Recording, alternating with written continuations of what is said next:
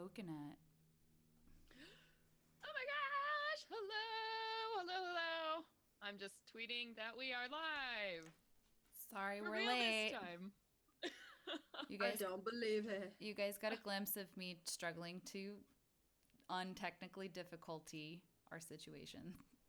Sorry. You know, I think they get that glimpse every time we stream. there's always a little thing, but it's part of the charm of Venture Maiden. So welcome. And if you are new here to the stream, welcome. We have technical difficulties sometimes, but anyway. We are All so the time. excited. I'm so excited to be here, you guys. It feels like forever since we played. It definitely has does. been. It has been forever. Yeah, I mean, we finished Arc 2. That was a month and a half ago we recorded. So, and now we're here. We're Arc 3, guys. We're going to be recording episodes 49. We're going to take a short break, and then we're going to also be recording episode 50 this evening. So buckle up, kids. We've got double Venture Maidens coming your way. We're making up for being gone for so long. Yes. Double picture. Double your pleasure, double your fun. How about quadruple your pleasure, quadruple your fun? Hell yeah, just Pleasure. We're Adventure Maidens. The pleasure is exponential. If Gidget dies, we riot. I'm looking at the I like it. I'm looking at the chat right now. I don't have any plans to kill Gidget, but who knows? Who knows what Arc 3 will bring, because it's Cara's arc, so I get to do mean shit to Cara. Celeste, if you kill Gidget, we're getting a divorce. Hey, No! I love how these, like, I haven't threatened Celeste yet with the death of Aaron, but let's just remember my reaction when Aaron just disappeared because he got emotionally freaked out by getting too close to a relationship. Anyway, welcome everybody to another episode of the Venture Maidens podcast. I will be your dungeon master, Celeste Konowich. I am your new and improved, what's the Patti LaBelle song, New Attitude, elven, moon elf warlock Arnadella Thil, who is now patronized by the Raven Queen. Babe. Oh shit, dog. And I am your human monk, Saya Noor. I'm flaming and I'm ready to fight. Oh, shit. Ooh, Do you write that down? Ooh, Flame I like on. it. Flame on! Flame on. And I am Sage, and I play Cara Brynhilda, your new center stage barbarian. I'm so excited. Arc 3, you guys. Wow. 49 episodes. They say in your third season is when you really hit your stride. Oh. That's what I'm banking on. Well, maidens, let's do it. But before we get into it, we got to try and recap what happened last time, and there's going to be a lot of this on you, Brittany. Yeah, that's all you go. That's all you, boo. But what happened? So much. What the hell happened? A lot of it we don't even know. Real 'Cause it talk. happened off screen. I got super emotional in that one because Celeste was throwing some heavy shit my way with, like, what did your dad look like? Tell us about your parents. What was Arnadell as a child? I'm like, I don't know. oh God, like had to do some soul searching there. All right, so we went through this insane battle. And I knew what to do. I could understand how to get through the veil, and I did. And it closed up behind me before anybody could follow. We kind of expected that, right? Like, you guys were kind of... Yeah, we expected this was going to be a solo journey. Yeah. I had no idea. So then Arnadell gets through to the Shadow Veil. The Shadowfell? The Shadowfell, excuse me. So she gets to the Upside Down, and it's this, like, ancient... The Fade. Oh, God, yeah, it is. Oh, that's what I was thinking of. I made my Dragon Age reference. Had to come up with one of those. It was the crossroads or whatever. So there's all this, like, we get there and there's nobody there. It's like an abandoned, ancient, crumbling city. It sounds really cool, actually. I would love to see some artwork of that, please, and thank you. And so I know there are other artists out there. Come on now. Ask Celeste. It takes me forever to get anything drawn. So I follow through, and there's nobody there. Some balls got rolled out at me. Celeste knows how much I love those, so she threw that into the story. Precisely. Yep. Just balls. Just throw some everywhere. balls at Let me you. roll a bigger ball at you.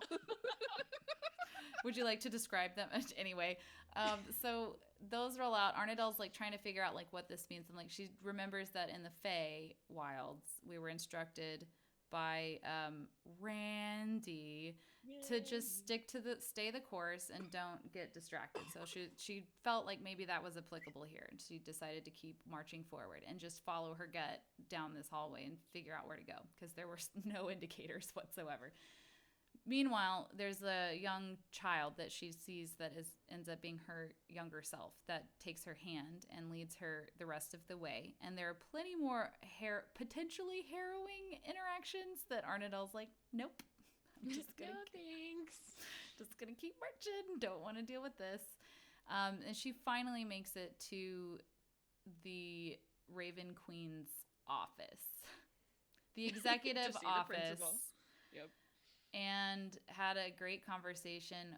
Arnadel discovered that there was a part of her past that had been completely blotted out of her memory. She never really fully understood how this whole Dendar situation and her powers and stuff, and that was traumatic memory, right? Or magic. Or maybe Dendar didn't want Arnadel to remember so that she could benefit from that like type of manipulation. Who fucking knows? Well, the Raven Queen is like, hey. Raven Queen probably knows. Oh, the Raven Queen knows a lot. The Raven knows. Raven Queen knows. So she helps Arnadel remember, jump started her memory, and Arnadel's like horrified at the vile, horrible things that she did in search of power. And the power was, the road to hell is paved with good intentions. The power was from her. She sought power so that she could help, basically. So there was that, and then they struck their bargain. Arnadel made a few very compelling not arguments, like statements, assertions as to why she would be a phenomenal patron phenomenal asset to the Raven Queen's business. Acquisition. Yeah, there we go. So then, there was some sacrificing of giant ravens, which was really uncomfortable and pretty dark and brutal. Oh my god, she just snapped their necks without even a blink. Mm-hmm. I used that blade that cut the veils, right? Mm-hmm. Or the knife. Yeah. Or did I use Aaron's? No, I don't remember. Anyway, I'm thinking about Aaron, which leads me to my next point. Raven Queen is like, yo, to seal this pact, I have to exist in your body because I need a break from this fucking shadow veil. I need to go check out what's going on the other side. So this shit is boring. You were gonna help me with that, new asset, and I'm like, all right, let's do it. It's what if she killed Rem? What if they had unfinished business with our grave one? I don't know. There are so many speculations. Of course, what happens next is, you guys, I wake up back at the Covered in blood. back at the Elysium Keep. And Celeste, I need this detail because I don't remember. Was I in my bed? Mm-hmm. You were in your bed. Cool. I wake up in my bed, drenched in blood.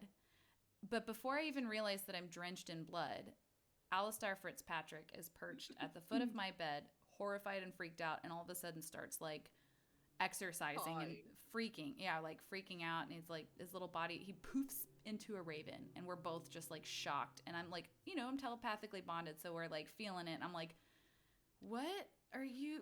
Oh my God. So we're freaking, and then I'm like, fuck, what's on my hands? I run out. I'm trying to find Aaron. He's nowhere to be found. And I happen to run into Kristoff, and I'm like, I need to talk to you guys. Like, I call, this is an emergency. There's an emergency meeting. Vlad couldn't find Aaron. Like, oh my God. So I'm like, I have goosebumps right now because I want to know what happened. Like, I need to know. Meanwhile, Cara, Saya, and Rem are still standing at the gate looking like fucking assholes. twirling your fucking thumbs. Been standing there for 24 fucking like- hours. We're like, what? Should we leave? I don't know. How much is the appropriate amount of time that we give before we go home? Like, what if she comes out? Yes. And God that, damn it. yes, we are picking up at the end of that arc with Arnadel, in her predicament and everything that has happened so far. So we're actually beginning our story 2 weeks after that has happened.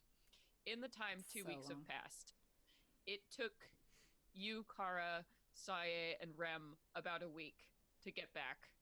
With the blessing of Baka, the horse archfey that you had encountered at that final battle, you had made your way back through the wilds, mostly unharmed, just some minor scrapes as you got out of the wilds and made your way back to the Elysium Keep.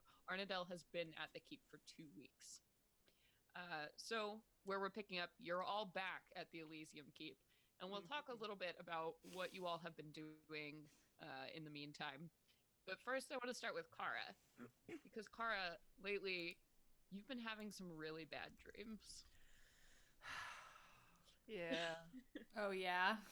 Mm-hmm. It's where it all starts, let me tell you. Oh, yeah. So, Cara, we start with you one night. Again, this dream happens to you. You see before you a magnificent forge. Jeweled tools and tables fill the massive room. Truly a workspace that even Moradin himself would envy. As you drift into the room, unable to see your own form, your gaze is drawn to a splendid bronze anvil in the room's center. The rhythmic ringing of a hammer against steel fills your ears, and you dazedly realize a figure stands before the anvil, methodically working on something you cannot see. The figure is swathed in shadow, backlit by the warm glow of a hearth. You begin to hear sharp ringing sounds as you finally see what the smith is creating. Black and jagged links fall to the floor, another forged with each blow of the hammer. Despite your instinct to run, you press forward even closer towards the anvil until you see the face.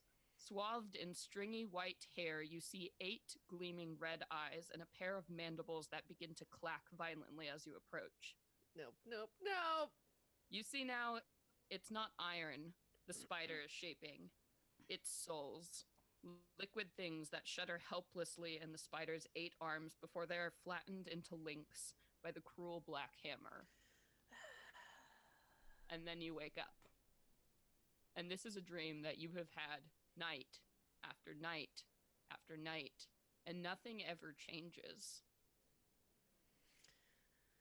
Oh, God, yeah. And every single time she just bolts up in bed, dripping in sweat, like the sheets are soaked, and just wake up, and immediately reaches for her, like, quarter cup full of ale sitting next to her on the nightstand.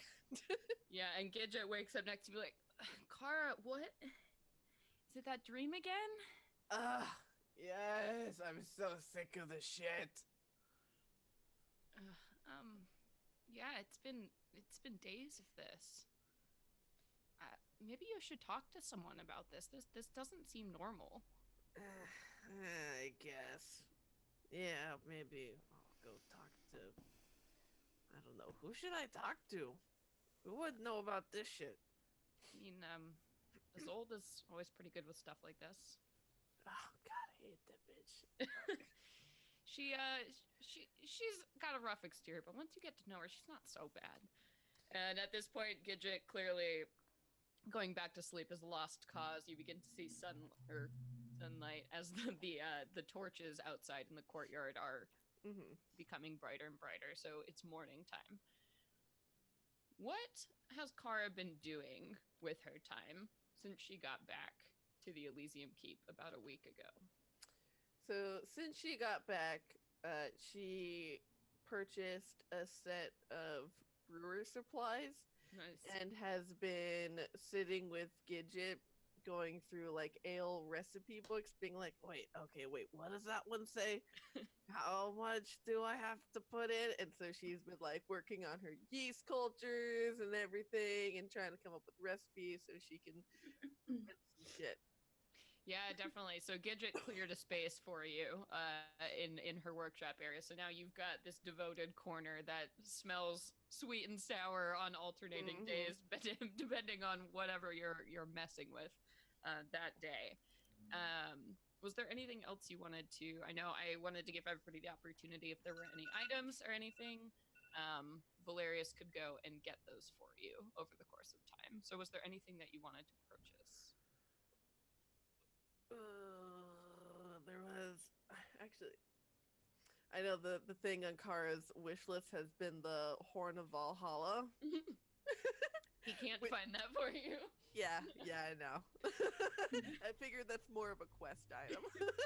That's definitely a quest item, but I will put it in the back of my mind. But other than that, nothing really. She's just trying to like stuff her money under her mattress. Yep, got it. Save it up. And Saya, what have you been doing since you got back a week ago? The usual. Sorry, there's like a pack of cars, racing outside my window. So loud. Anyway, the usual Saya stuff. Training real hard, helping out, volunteering, trying to get to know Chance, the main leader of the refugee camp guy, the tiefling. Oh, wasn't he like a pastor or something too? Yeah, of the church. Yeah, exactly.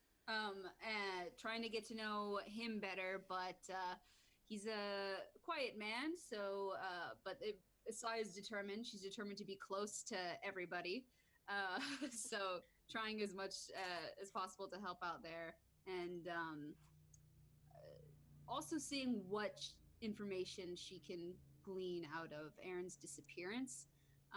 Hasn't really been very loud about it in her investigations, but just kind of asking, see if anyone heard anything, or even his sister, or anything like that. And I also did some shopping. What did you get? Should just say all of it? Why not? Yeah. So these are things that you had Valerius go and get for you. So what were they? Yeah, I thought it'd be useful to take free up one of Arnadel's spell slots to get a what was it called? A cloak of the Mountebank. Mountebank. Cloak of the Mountebank, which allows me to cast Dimension Door. And very cool. Thank you so much. And it's red. Ooh, and it's red. And it's red. Sexy. I love it. It's my one kind of nice thing. It's velvet, and it gives me some insulation because I don't really wear a coat ever. I just light up a fire. But this is my nice thing, and it's useful too. Yes. Dope. And every time you use it, the scent of brimstone flashes by. So that's sort of hilarious. And awesome. Yeah, the devil. And so. Oh yeah, and then I also just got some potions because it really sucks getting down to your 20s, your health in your health points. It's very scary, and none of us can really help each other out beyond health potions. So I need to make myself more useful in that department. Fair enough. Call. Yeah. So you've been spending time with the refugees and getting to know Chance a little bit more, and since you all were gone, and then once you came back, you realized that this settlement, this refugee camp, has only continued to grow. More and more people are coming. This place has become a full-fledged town at this point. There's tons of construction going on, new faces that you see all the time. And Chance, this tiefling priest who runs the All Faiths Temple, which is sort of the heart of this community, has really stepped up as the general consensus leader of these people. Everyone has taken to calling the place New Breach. So now it's the town of New Breach that is outside, but things haven't been easy with the influx of people. All of the Sisters of Sorrow have been attempting to use magic and resources to get these people food, to get these people lodging, but it's just hit a point. You need more resources, and tensions at the keep are extremely high. currently, Mm. with everybody trying to contend with the politics of that, their own workload, and then of course housing all of these people. So Saya, you've really kind of kept your finger on the pulse of this situation that's evolving here. That something's got to give soon, because this certainly isn't sustainable. Okay. Arnadel, what have you been doing with your 2 weeks at the Elysium Keep?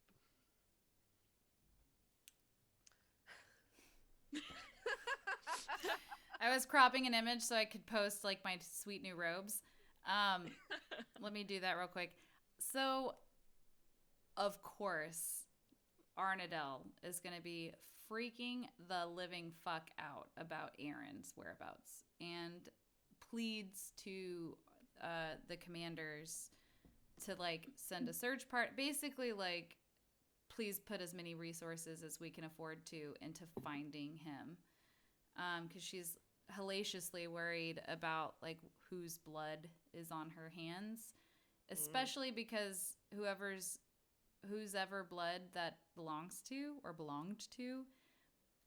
it didn't get spilled while she was in her own body. It was under the Raven Queen's possession. So she's just like, and after all of the horrific shit that happened to her that she was unaware of, she does not need any more of this shit attached to her name. So she's of course like super worried about what's everybody gonna think. They're like, I'm a fucking murderer now. Like, fuck, it just can't get any better. And of course, like the main concern is Aaron. So meanwhile, she'll have definitely talked to all of the commanders about every fucking detail that went down in the Shadow Veil to update them. That's her sit rep.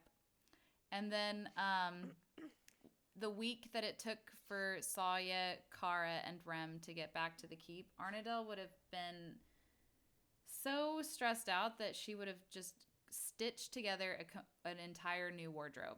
Just, she had to direct her worry and concern to something, and like making shit is great. That's why Rosemary likes to build fences.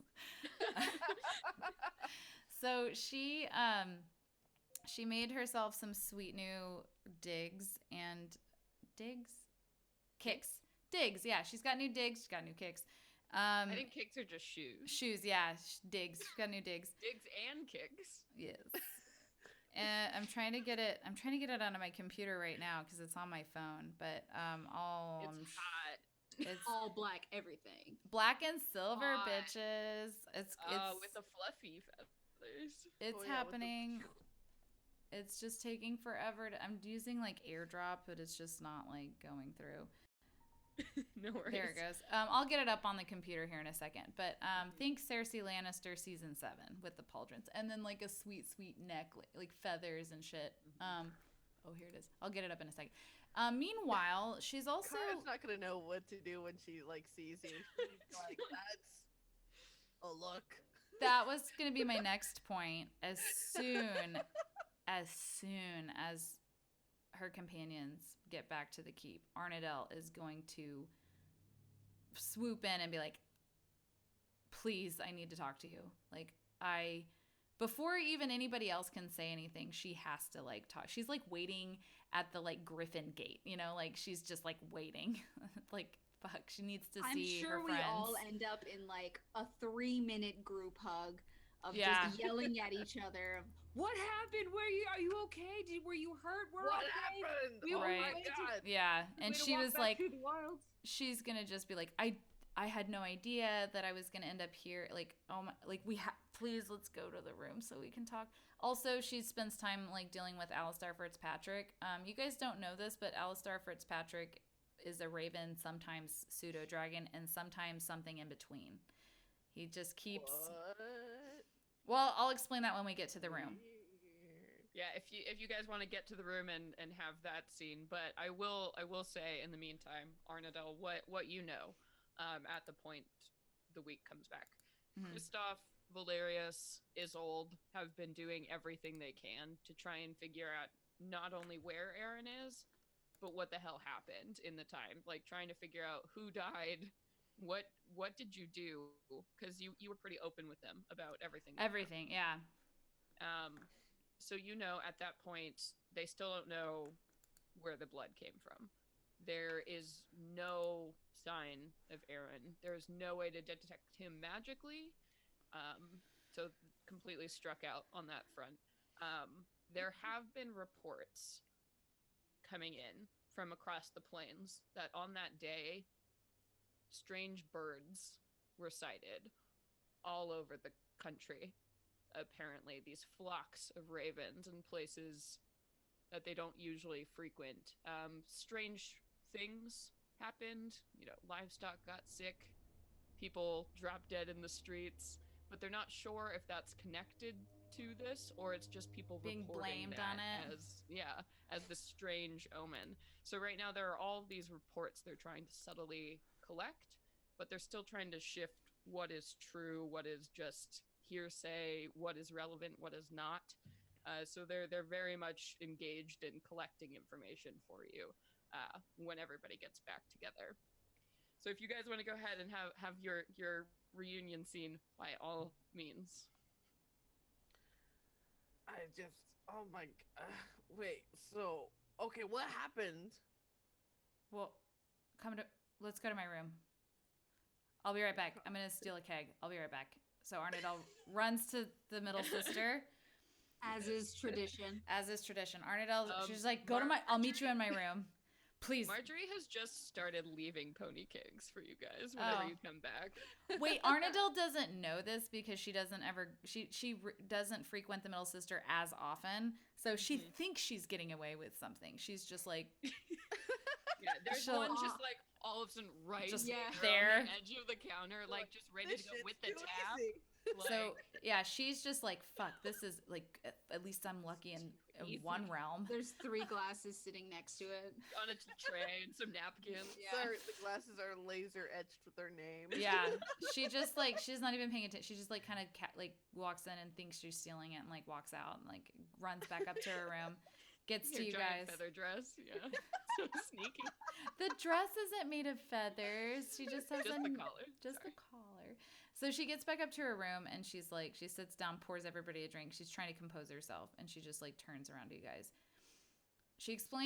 Arnidal explains everything that happens in the Shadow Vale in every epic amount of detail, and then gets to the point where she wakes up back here in the Elysium Keep covered in blood, and she's been very like measured and like, I don't want to say stoic, but very like in control and like measured as she explains this to you guys. And when she gets to the part where she is covered in blood and can't find Aaron, she just starts to crumble a little bit. And then she looks at both of you and she's like, I didn't know where you were, and they said you were still in the wild, so I couldn't help you, and I don't know what to do. That's a lot. I hug you again. I hug back. I'm like kind of just like, it's like shock again, having to like kind of relive it, like explaining it, and she's just like, I'm so distraught, so distraught. And she's so happy to see, and Arnidal's so happy to see you guys. Like, she's just so many emotions. Yeah, for real. We're just both so happy that you're okay. And we promise that we're going to do everything we can to learn what happened. I'm sure Aaron is fine. He probably just had to go back to his sister. I'm so happy that you guys are okay. We had just survived the most horrible... I didn't know. Like, did you have to go back through the wilds to get here? Was Rem able to just like bamf you back? Like, what happened with you guys? Oh yeah, because remember there was the nice horse that was like, oh, you guys can leave normally. And, so we were just waited there for, like a day and a half. Yeah. We were more worried sick about you, and we didn't know what to do. Thankfully, that thing didn't show up again. That was a relief. Oh, I think we definitely would not. I think we killed it, didn't we? I mean, yeah, but maybe it would have like respawned. I don't know how these things work. Same. The Feywilds are super weird. Fucking magic. Fuck, guys. Like, you understand why I'm like super concerned. All these like past things that like I've been responsible for, whether directly or indirectly. Like, I am scared to death that while the Raven Queen was in my body, I did something unforgivable, and I'm the only one. Like, it was her, but it was my body. Like, how do you? What do? Don't look at me. I told you that You don't like magic, I know. you You're were making compelling in- points in these days. something good. Oh, guys. I mean, whatever it was her. You had nothing to do with it. That's the only way I could really forgive my dad, and I know you had nothing to do with whatever caused blood to be all over your hands, but you shouldn't blame yourself for whatever it was that happened. Saya, I don't think I've met or will ever meet somebody who is capable of saying that kind of level of forgiveness and understanding. Yeah, I don't know how you do that. That doesn't even make sense to me. It's It's a very impressive skill. It's very profound.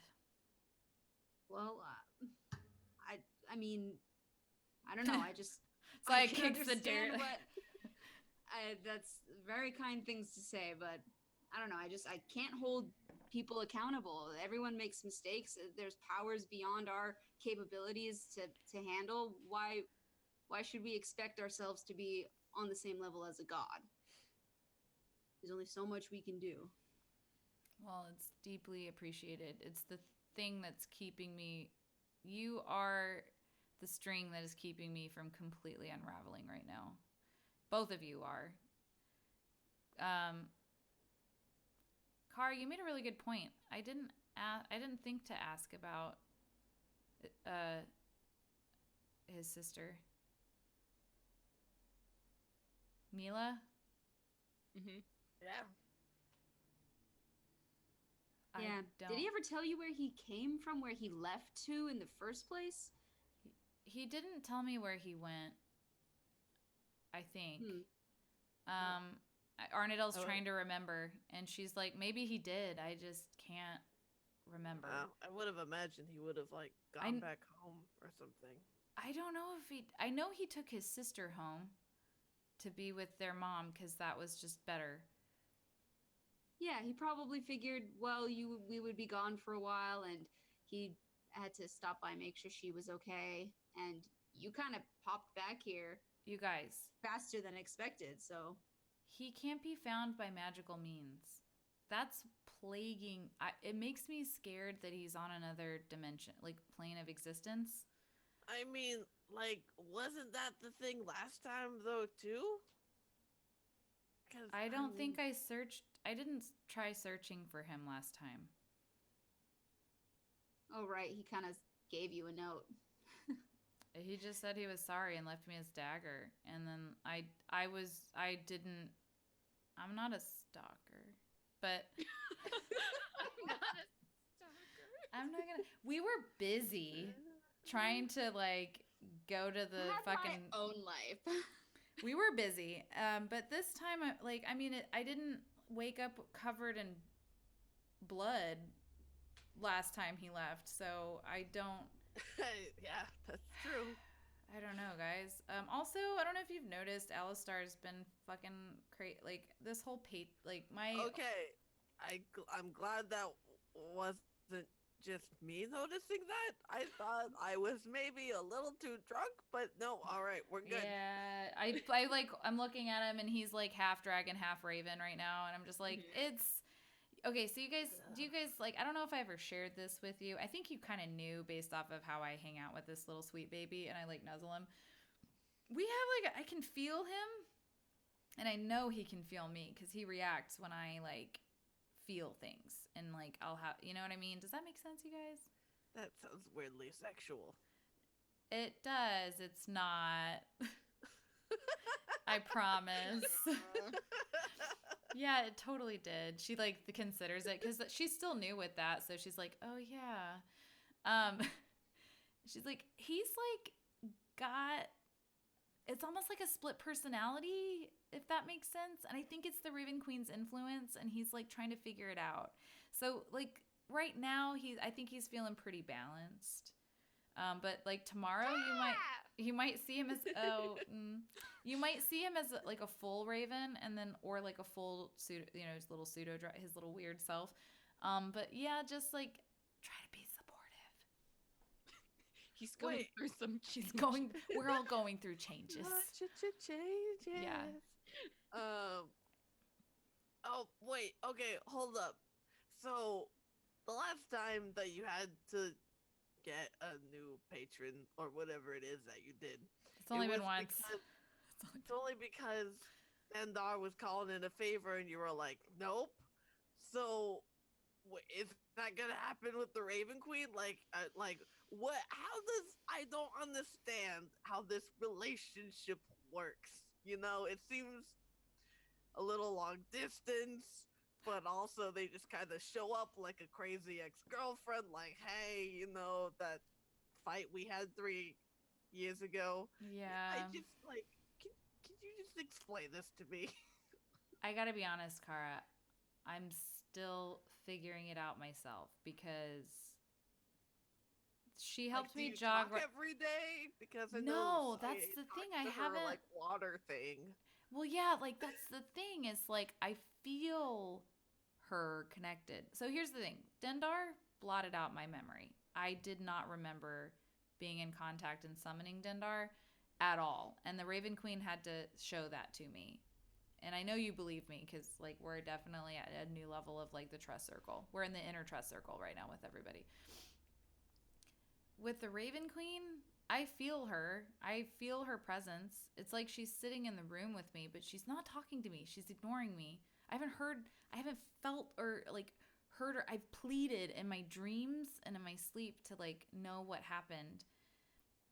And like that favor that we're talking about, the blood on my hands is the favor that she asked for. And I agreed to it. And I remember that agreement. And do you see why I'm so stressed out right now? I mean, yeah, was she gonna keep asking you for favors and taking over your body and like ruining shit? Like what? This doesn't sound like a big improvement. Well, here's the thing. I get a pretty confident feeling I don't think she's gonna ask to take over my body again, because that was like... I hope not. Christ, I don't want to have to kill you because I'm seeing you like destroy a flock of cows. I don't know. For sure. If there's anything that I know about magic and all the books that I've read about it, you can't like even a god can't really like do that all the time. Can you all go ahead and make a perception check in the middle of this conversation? Yeah. Arnold's like speculating. She's like 12. I also got a 12. 21. Okay. Ooh, nice. So while this he's getting bored. Yeah, while this conversation is happening, These bitches drunk. Yeah. Saya, you begin to see Alistar. He's right now. He's in his in between, like a very dragon-esque row, sort of. So it's got this elongated neck, and he's covered in the black fur, but he has the coiling chameleon-esque tail.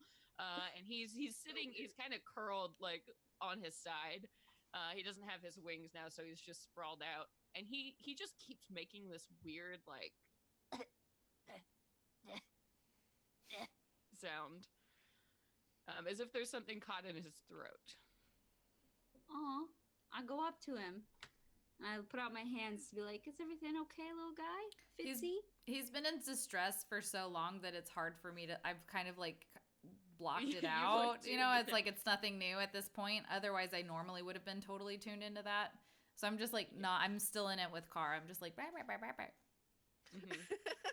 And you see the little feathers kind of begin to like ruffle around his neck as he's clearly contracting something. And you hear just a final, and like a bunch of purple glitter falls out. And a scroll, a tiny little scroll. What? Oh my god. Ugh. Okay. I start to unroll it. Yeah. So you unroll. It's more like a fortune cookie size, like the little reading inside, and it says. So I have so many notes. How peculiar. It says the usual place 1 hour, and a little heart is sketched. Aww. I'm still talking with Cara. I'm just like, yeah, magic's weird. Like, I don't know. Like, I'm trying to explain it, like, and be sensitive to Cara's like impatience with magic, and I'm Saya starts wildly flapping her arms at herself, just like this, and be like, "Oh, Arden out!" And she can't even speak until like puts the note in front of your eyes. I grab it with my. I'm like, Covered in glitter. It's got some saliva. Cute. I love it. It doesn't. I'm like, so I look at it and I'm like, I don't even. I'm sorry. I'm gonna just apologize in real life because I feel like we're all. I mean, obviously we're friends, but I would probably do this in real life too. So that's what I'm apologizing for. She doesn't say anything. She as soon as she like computes, you see her like read it and like the connection is made. She just bolts. She doesn't say any. Like literally just fucking runs the fuck out of the room. Doesn't even try to grab Alistar. She's just fucking sprints out. Wait, and then Cara turns aside. What was that about? She probably took the note with her. I think Aaron just tried to communicate with her, or I don't know. Fitzy just spit up a note that said, "Meet in the usual place, 1 hour." He goes, That's so weird. He can do that? Okay. I don't know what this thing can do. I know it's cute as hell, and it spits out purple glitter and notes. And Arnadel's voice from time to time. You've never seen him. That's the weirdest thing. You have never seen him do anything like this. And I know we're a little bit wonky with the time, but this conversation is happening towards the end of the 2 weeks. Sorry, everyone. Okay, yeah. So you sprint off running. Where are you going?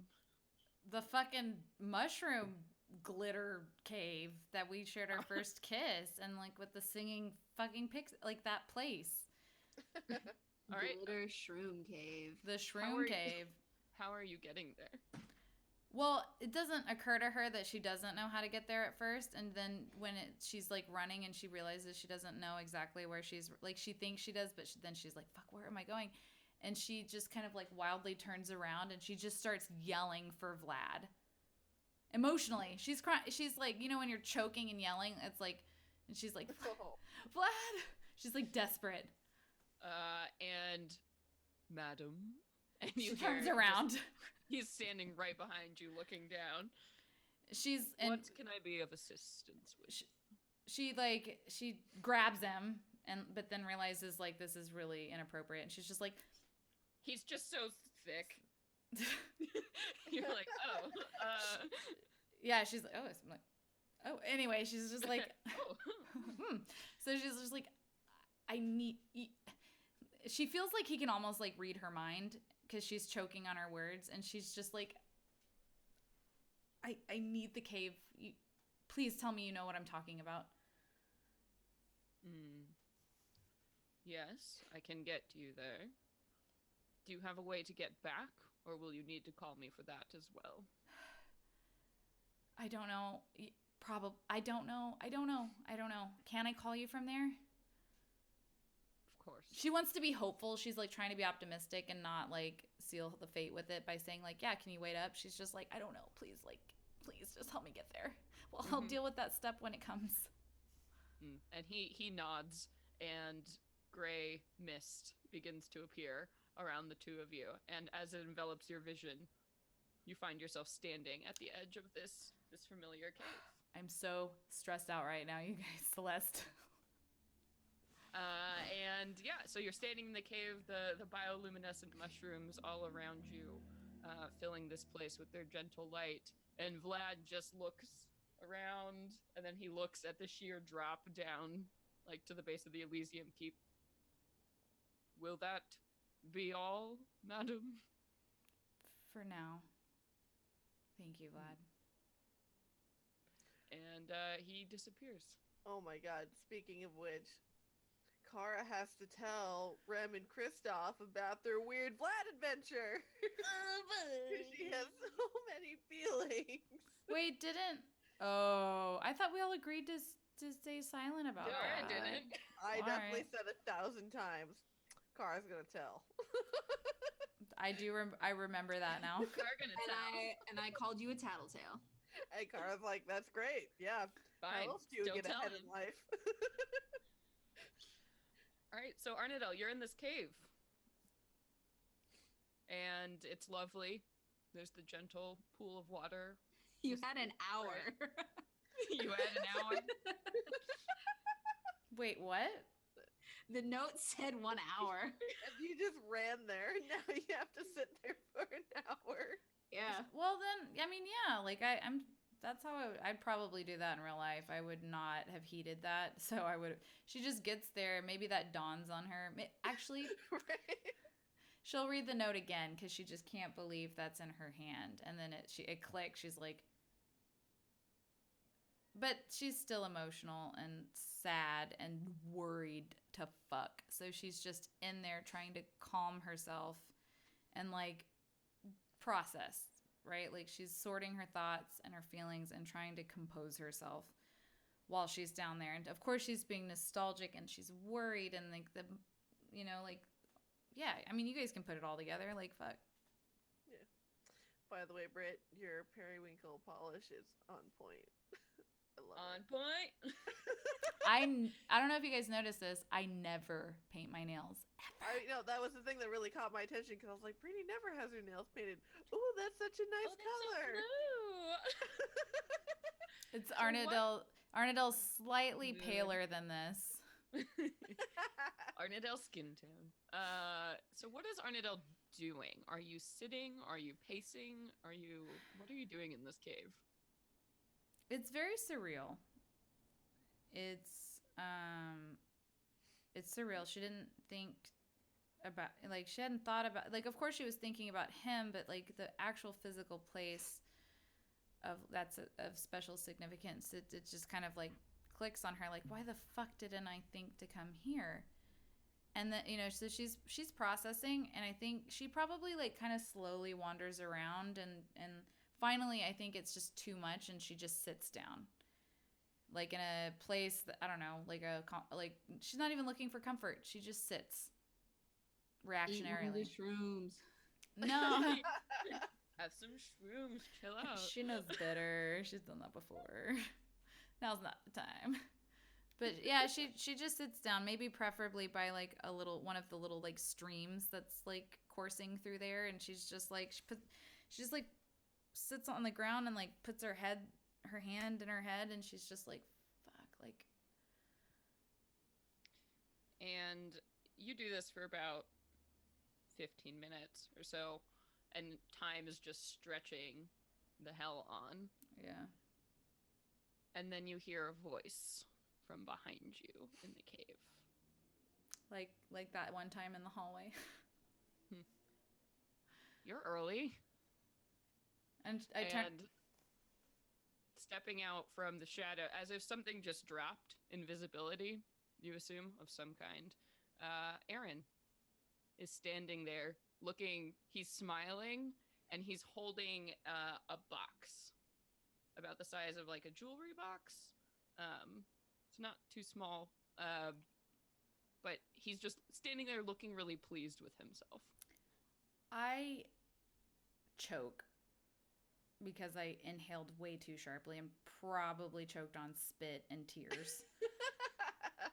And I get up in the same motion and run to him and Yeah, just... and he holds the box and hugs you, definitely. Like, are you all right? I like pull back and I look at him. I would like to do an investigation check. Is he the same? Yeah. Okay, go ahead. That is a fuck yes. I love these moon dice. They're my favorite. Where is them? I'm so stressed out I can't even find my fucking investigation. Okay, so that's a 26. Okay. He looks tired and road weary, like he's been traveling somewhere really far. So his clothes are beat up. He's still got mud all over his boots. You can see he's got a few bandages, like he just went through a big fight, but he's definitely surprised. He's got a big pack with him too, like he just got back from somewhere. And then there's this strange wooden box that you've never seen before. So Brittany hears you loud and clear on that wooden box. Arnadel is not at all. She's just like tears streaming, and she's like, "Where were you? Like, where have you been?" Yeah, and he's like kissing your face and trying And like, to calm why you couldn't down. she's like, "Why couldn't I find you? We tried searching, we couldn't find you." You told me no one should know where I was going to be. So I, just like you asked, I kept. She's like caressing his face, like to make sure it's real and that there's hot blood in it. He's kind of getting, yeah, I know. He's kind of getting a little bit freaked. He's very confused. Okay, so she reads that and takes note. So she's gonna tell him everything. She tells him everything. Okay. He Caresses pants. He is good. Oh man. Okay, so he manages to keep a pretty poker face through this whole thing. He's like, when did you get back? 2 weeks ago. Exactly 2 weeks ago. So you I'm don't yeah. you don't remember telling me to go and get this. And he holds the box up.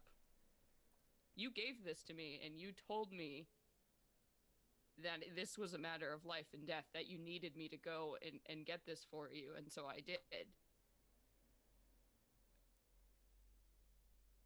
I didn't tell you that. Does that make she's like, does that make sense? Yeah? What is it? Okay. What did okay, the Raven Queen tell you to go get in my body? So that and he flushes. So that wasn't you. I mean, what is it? It was not me, but I'm so sorry that you were under the impression that it was. Like, and she told him about the, like, Raven Queen asking for 24 hours in her body, and she was like, well, yeah, like, this is what I have to do. He's definitely having a hard time. He said, oh, okay, you told me, or she told me, but she looked just like, I mean, it was my body. It was my body. Okay. She was inside of it, and I was trapped in the Shadow Veil. She told me that this was of grave importance, a matter of life and death. I had to go and get this for you, and that when I came back, I was to give you these. And he pulls out of his bag a scroll of paper. It's blank paper. Also, grave importance. Grave importance. So I look at the scrolls, and of course I'm going to turn my witch's sight on and detect magic. Or is that Eldritch sight? Eldritch sight. The minute you touch the scrolls, they begin to fill up with text. Now, I am going to send you a message. That's all that's in the box? Not that that's like all, No, he hasn't opened the box yet. Oh, he just gives me a scroll? Uh-huh. He gives you a scroll, and he's still holding onto the box. You still don't know what's inside the box. Okay. I just texted it to you. I'm gonna need more wine, you guys. I know, I want to go get another beer, but this is so enthralling. I have to put away the chat. This is too much. Oh, boy. What the fuck? Read it! Oh my god. Okay. And you guys are seeing Arnadel's reaction in real time on Brittany's face. Good thing we have a podcast. Yeah. that'll encourage you to watch our live stream podcast, listeners. So Arnadel looks at the scroll as these letters like illuminate themselves in front of her eyes, and it says, "If you are reading this, your boy has returned alive. He is both trustworthy and delicious. Enclosed is something for my darling cousin, a tool to contend with her inevitable nature. Stay alive." And then the second sheet of paper that illuminates, it appears to be some kind of alchemical recipe of some kind to make something. And then with the header for the recipe, it says, "To paralyze a god." What? So she's like, would Arnadel know what this alchemical, like, she's an alchemist. So is she going to be able to kind of like, you give like a schematic to an engineer. So this seems to be some kind of contact poison that does something, you would guess, something to do with the title. But looking at it, it is complicated, and you've never seen anything quite like this. And the main component seems to be the heart of an ancient blue dragon. I look at that and I look at Aaron. Hands you the box.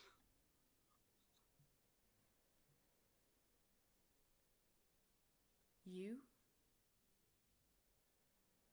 told me it was a matter of life and death. Of course I would do this for you. What the hell? She like is processing the level of commitment that he just established. Play a dragon for you? She's like she doesn't even want to open the box. She will eventually, but she's just like she takes the box out of his hands and she gently sets it on the ground and she grabs his hands and looks at him in the face and she's like, "I would never ask you to do anything like that ever." And she just kind of like has to steel herself a little bit and she's like, "I am so happy you are alive." I would do this and anything you asked. This was nothing. And he has a hard look on his face. He's like, "Arnadel, I didn't know it wasn't you." And she looks at him and she just grabs his face again and she's like, "I know." She just is thinking, like, she's thinking about like what the possible consequences of this could have been, and she doesn't even want to imagine, and she's just like,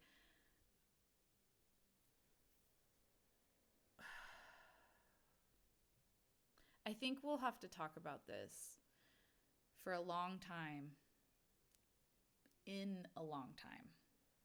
Does that make sense? Like, let's put this on the table for a second. I just want to relish you in front of me. We have to I have had the entire keep on high alert searching for you. Well, she told me that nobody could know, especially not Rem, and I didn't ask why. And I don't know what any of this is about, but I'm so like really angry and like super confused about this idea that like I don't want to use you, and I hope you don't feel like I did.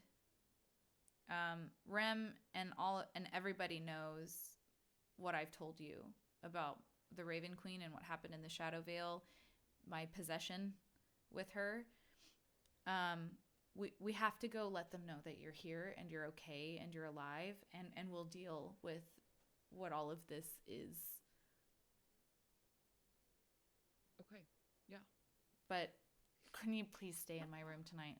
I don't want to let you out of my sight. I don't want to be intense, but I can't I'm so sorry. And he just holds you really close, and he is genuinely sorry and confused, and he's freaked out. We're both just sad and freaked out, but so happy that we're like together. And she didn't realize how much like she's been missing him super hard, but like this is like probably borderline traumatic. Like Yeah. so she let's anyway. So yeah, she asks him like, do I have to call Vlad to get back up here, or do you know how to do that? Yeah, I'm tapped out. I got back here as fast as I could, but Of course. So it hasn't been an easy. I don't. I will want to know, but I don't want to know right now. We'll talk about it, but she calls for Vlad and like and Vlad appears again behind you for no reason.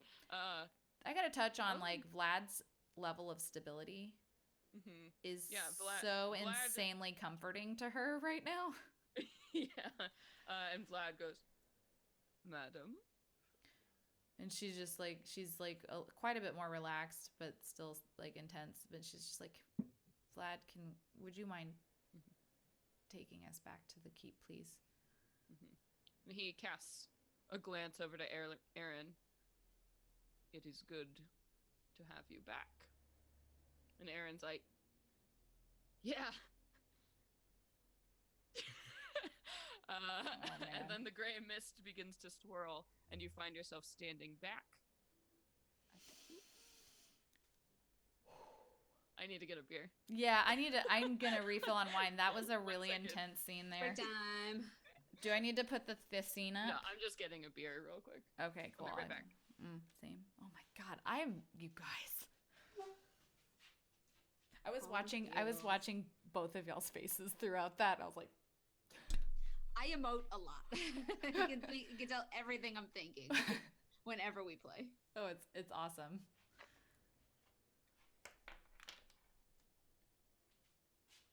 Oh man, I just got this sneeze attack. Ugh. Oh, well, you're hiding it very well. Thank God for muting. Sorry, Celeste later for my million sneezes and nose blowing. the things that she has heard us do, I'm grateful. She makes us sound much better than we really do. D&D, guys.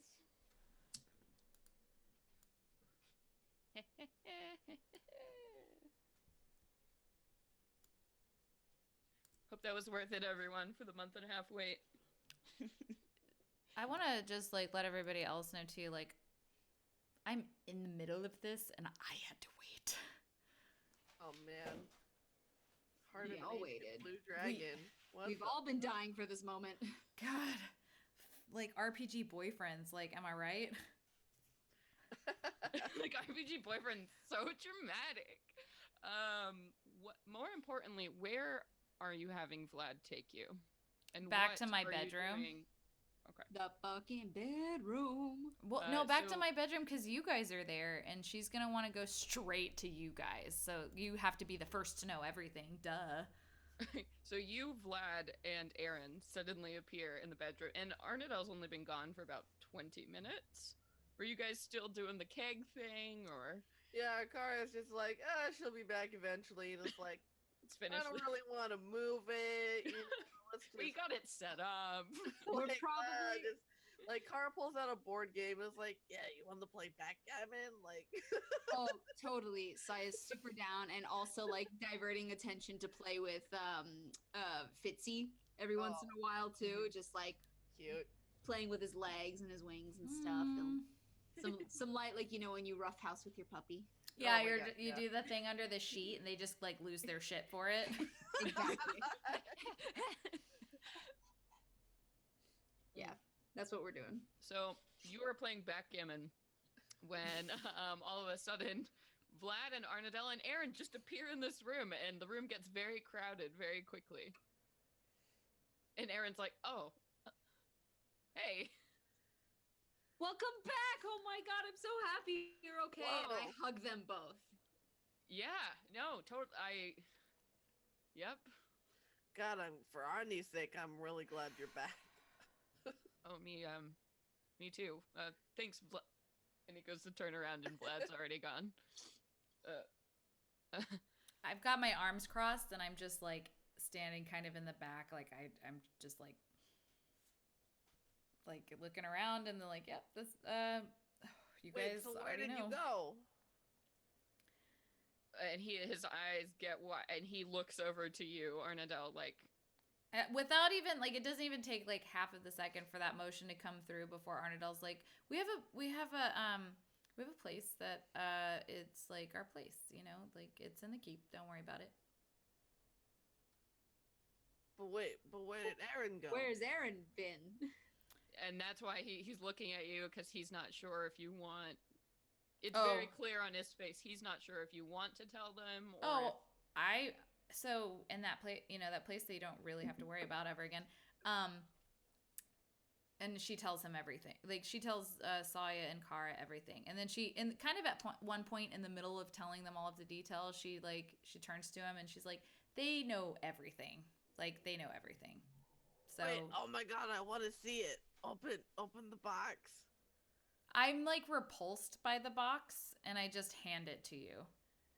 Oh man, my great uncle like fought a dragon and like killed it, and the worst dragon. It's a giant. And she like opens it and is like wants to just like revel at it. Yeah, so the box itself, once you open it, clearly it is magically larger on the inside than it is, since an ancient dragon heart is not a small like thing. The size of a Volkswagen Bug. Not that big, but it's big. Like the size, I would imagine like a dishwasher or like. God damn, size. That's pretty big. That's huge. Yeah. Oh my god. And she just like, that's insane. Oh my god. Yep. So it's in this like holding thing, and he's like, "Well, I mean, you gave me the box, so I don't." Wow! And Cara goes to poke it. He's like, "Wait." Yeah. The box also. I mean, you told me. Me? Sorry. The box would also magically preserve it until you needed it. Whoa. We should close the box then. Is it like a refrigerator? Keep this box handy. Put that somewhere safe. I mean, yeah, but like, you guys, Dude, we're totally digressing. Probably shouldn't be telling, anyone else about this heart. I think Rem needs to know, and she remembers the note. Like, she remembers the note that didn't want Rem to know. Oh well, I guess then so. Rem should probably know. I don't. Well, first of all, they're cousins. Like I'm sure they can like work it out. And she's like, wait, guys, I got a note. I got a note that you need to hear about, and so she reads it to you guys. Do you want me to reread it? Mm-hmm. Yeah. All right, so she's like, hold on, there's this like other note as well. It says, if you are reading this, your boy has returned alive. He is both trustworthy and delicious. Enclosed. And as you read that again, Aaron just. Cara immediately like hits Aaron with like the back of her hand, and it's like, And he is like, he has. Oh my god! What if you impregnated her? Would you have god babies? What? You guys. So weird. Hold on now. So let's continue. Aaron is devastated. Arnadel is not processing that. Yeah, she just reads it out loud, and she's thinking like, I do not understand what that means. And she's like, enclosed is something for my darling cousin, a tool to contend with her inevitable nature. Stay alive. So obviously this message is for me. The only thing that I understand about this message is that we have to give this to Rem. Yeah. Okay. What does she mean by delicious? Did she like?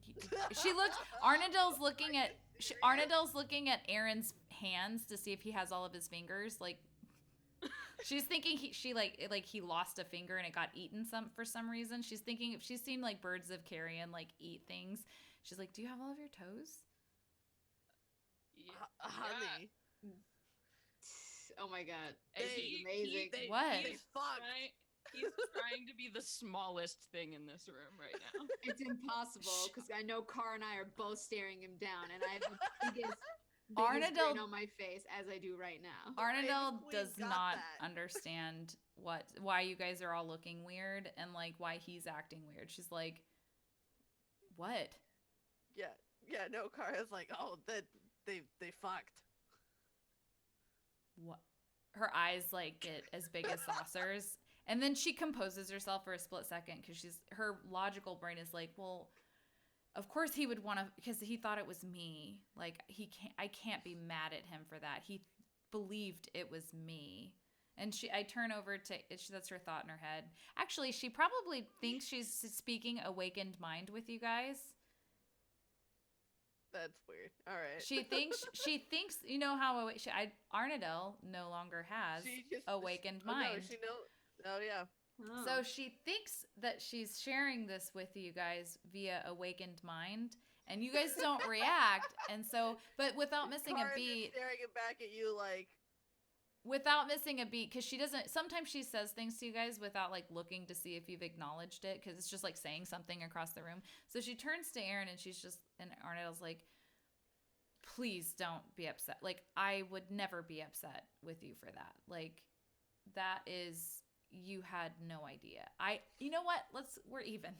You fucked the Raven Queen.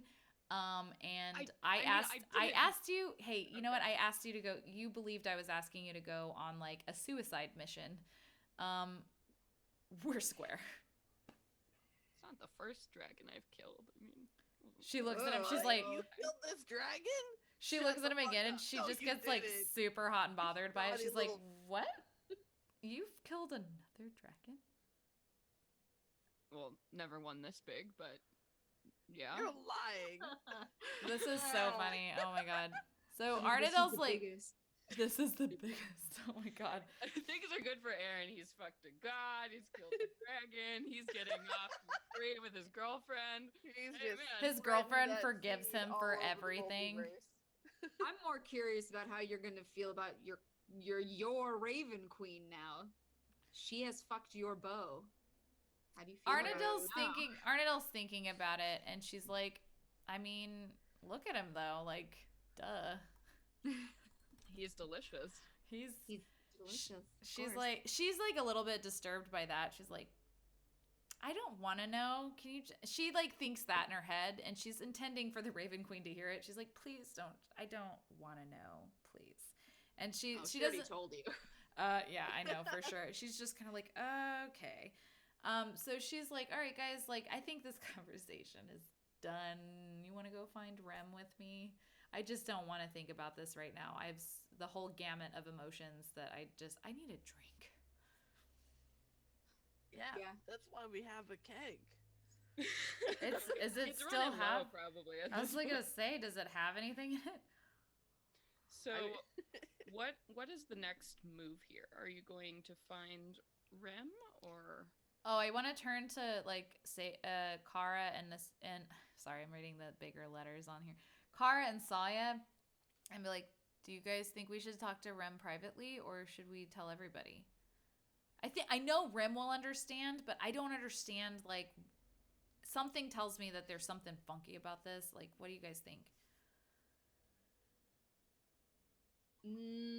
I was in favor of keeping it quiet in the first place, so let's just stick with Rem. All right. She'll figure out whether or not everyone else needs to know. Cara, what were you gonna say? No, that was it.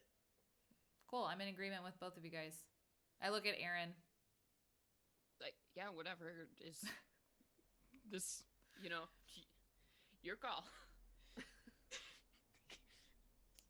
All right. Let's go. All right, where are you looking for Rem? What time of day is it? Yeah. So this is now we're getting into, I would say this was like early afternoon when this all started happening. So around 4, Oh, wow. let's say. She's probably hanging out with Isolde. That's gonna be awkward. Can we send like a private message? Can we tell Vlad to go tell them that we want to talk to them? What was his little trainee? What was his the name? ginger boy. Oh, Freddie? Frankie? Fred. Frederick. Frederick. Maybe Fred. we can call him.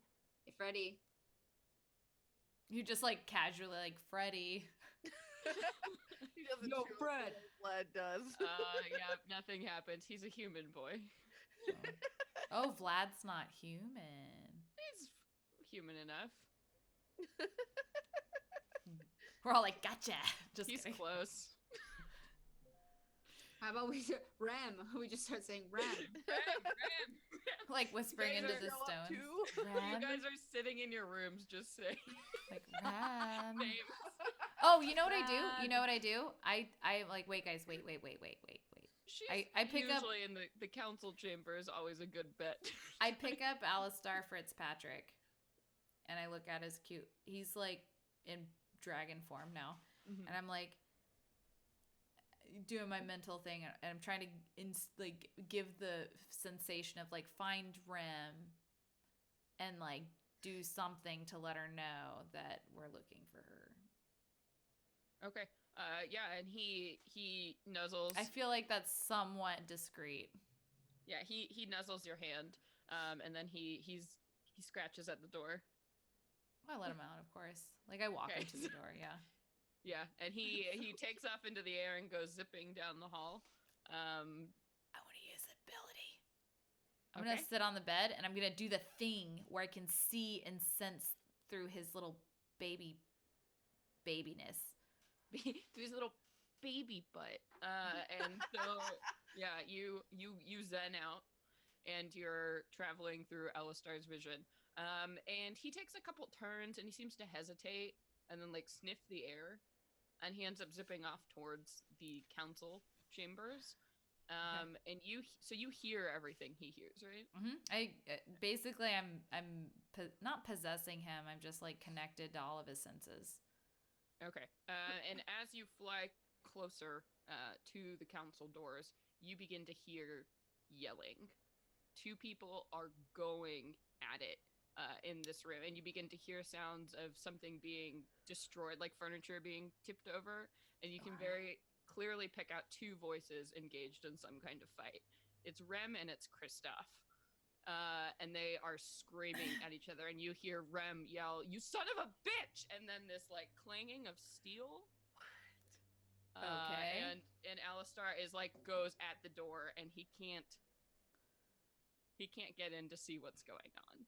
It sounds like life or death fighting. Like two people who are intent on hurting each other very much. Okay, so I'm gonna like. No, that's actually where we're going to be stopping this game. This is episode 1 that we're stopping here. So episode 49 has come to an end. Oh, I know, God. it's already been an hour and a half, kids. Oh, I didn't So- realize we were gonna do this way. Okay. Yeah, no. So what we're doing, we are recording 2 episodes. So we're doing our sign-offs just for recording purposes, and we're going to split these videos later. So we're going to do a sign-off. Like usual, we're going to take a little 10-minute break, and then we're going to be right back with another episode. So You guys For get to posterity. binge. It's a binge night. binge night. You know yeah. how these cliffhangers suck ass because you have to wait 2 weeks, like all of Now us. you don't. Now Yeah, you just have don't. to wait 10 minutes. Not tonight. You handle it. Bringing the Netflix experience to a podcast. We Yeah. had Are we you had still to watching? we had to state it for the sake of recording. Yeah, we have to say this for the sake of recording, but we will be back. We'll just put up a little BRB screen and be gone for like 10 minutes. But yeah, that's the end of episode 49. I have been your dungeon master, Celeste Gonowich. I have been your insanely relieved elven warlock Arna Delathil, played by Brittany, who's also insanely relieved in real life. And so forgiving. I've That's me. I was your human monk, Sayanor, played by Nassim, your hype woman for the night. Oh, so yeah, you're the Lil Wayne of the Maidens. What? Wait, what? No fucking way. Oh my god. Yes!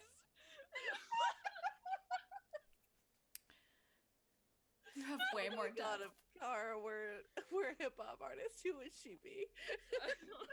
Holy shit. Okay, come on. We got question to the listeners. Yeah. I really gotta think about that.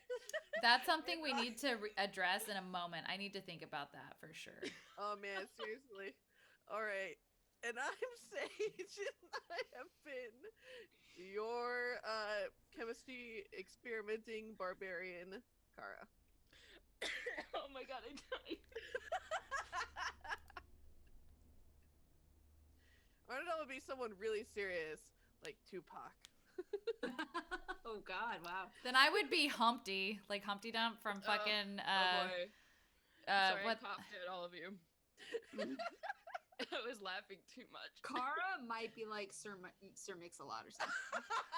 Anyway, on that note, thank you all so much for listening to this episode, and until next time, Venture away.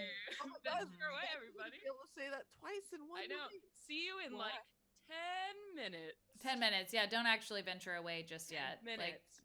Venture BRB. away to the bathroom. Get a snack. All right. Hold on. I got to figure I made a new screen, you guys. Be patient with me for a second. Hold on. All right. Oh my god. So much coughing. I'm so sorry, you guys. It was too funny. It broke me.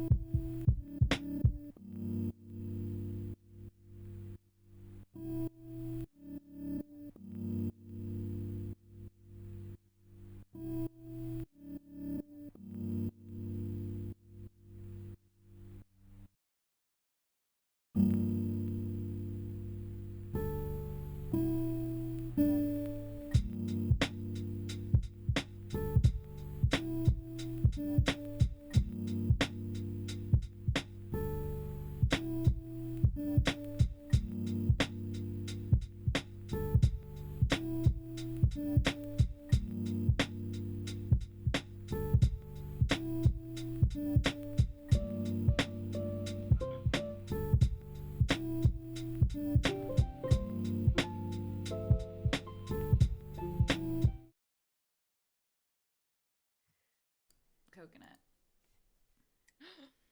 Oh. Hello there. there. Oh. Thanks. Welcome.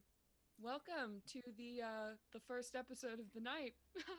Oh yes, it's us. Guess what? Guess what, everybody? It's episode fucking 50. Oh my god, it's all Ooh. downhill from here. 5 Yeah. 0. No, we're gonna take off into eternal life. It'll be beautiful. 50 is the new 30. 50? No, people are hot at 50 now. This podcast is True. hot at 50. We are the hottest 50 thing. We're the Grace and Frankie of the podcast. Oh, yep. We are Jane Fonda at 50, so Dude, Oh. Jane- head around that.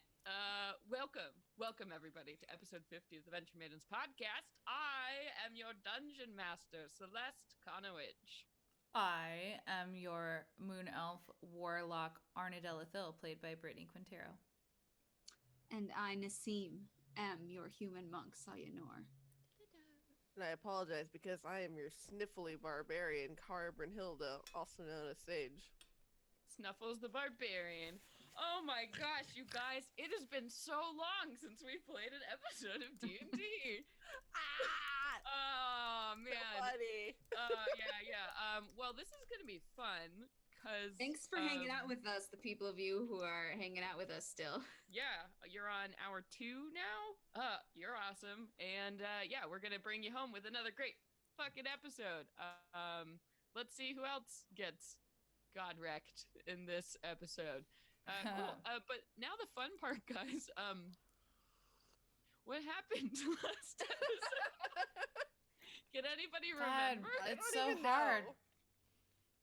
I mean, What- you're asking for us to recall some like really deep set memories. Like, Oh yeah, just go back in time, recall those.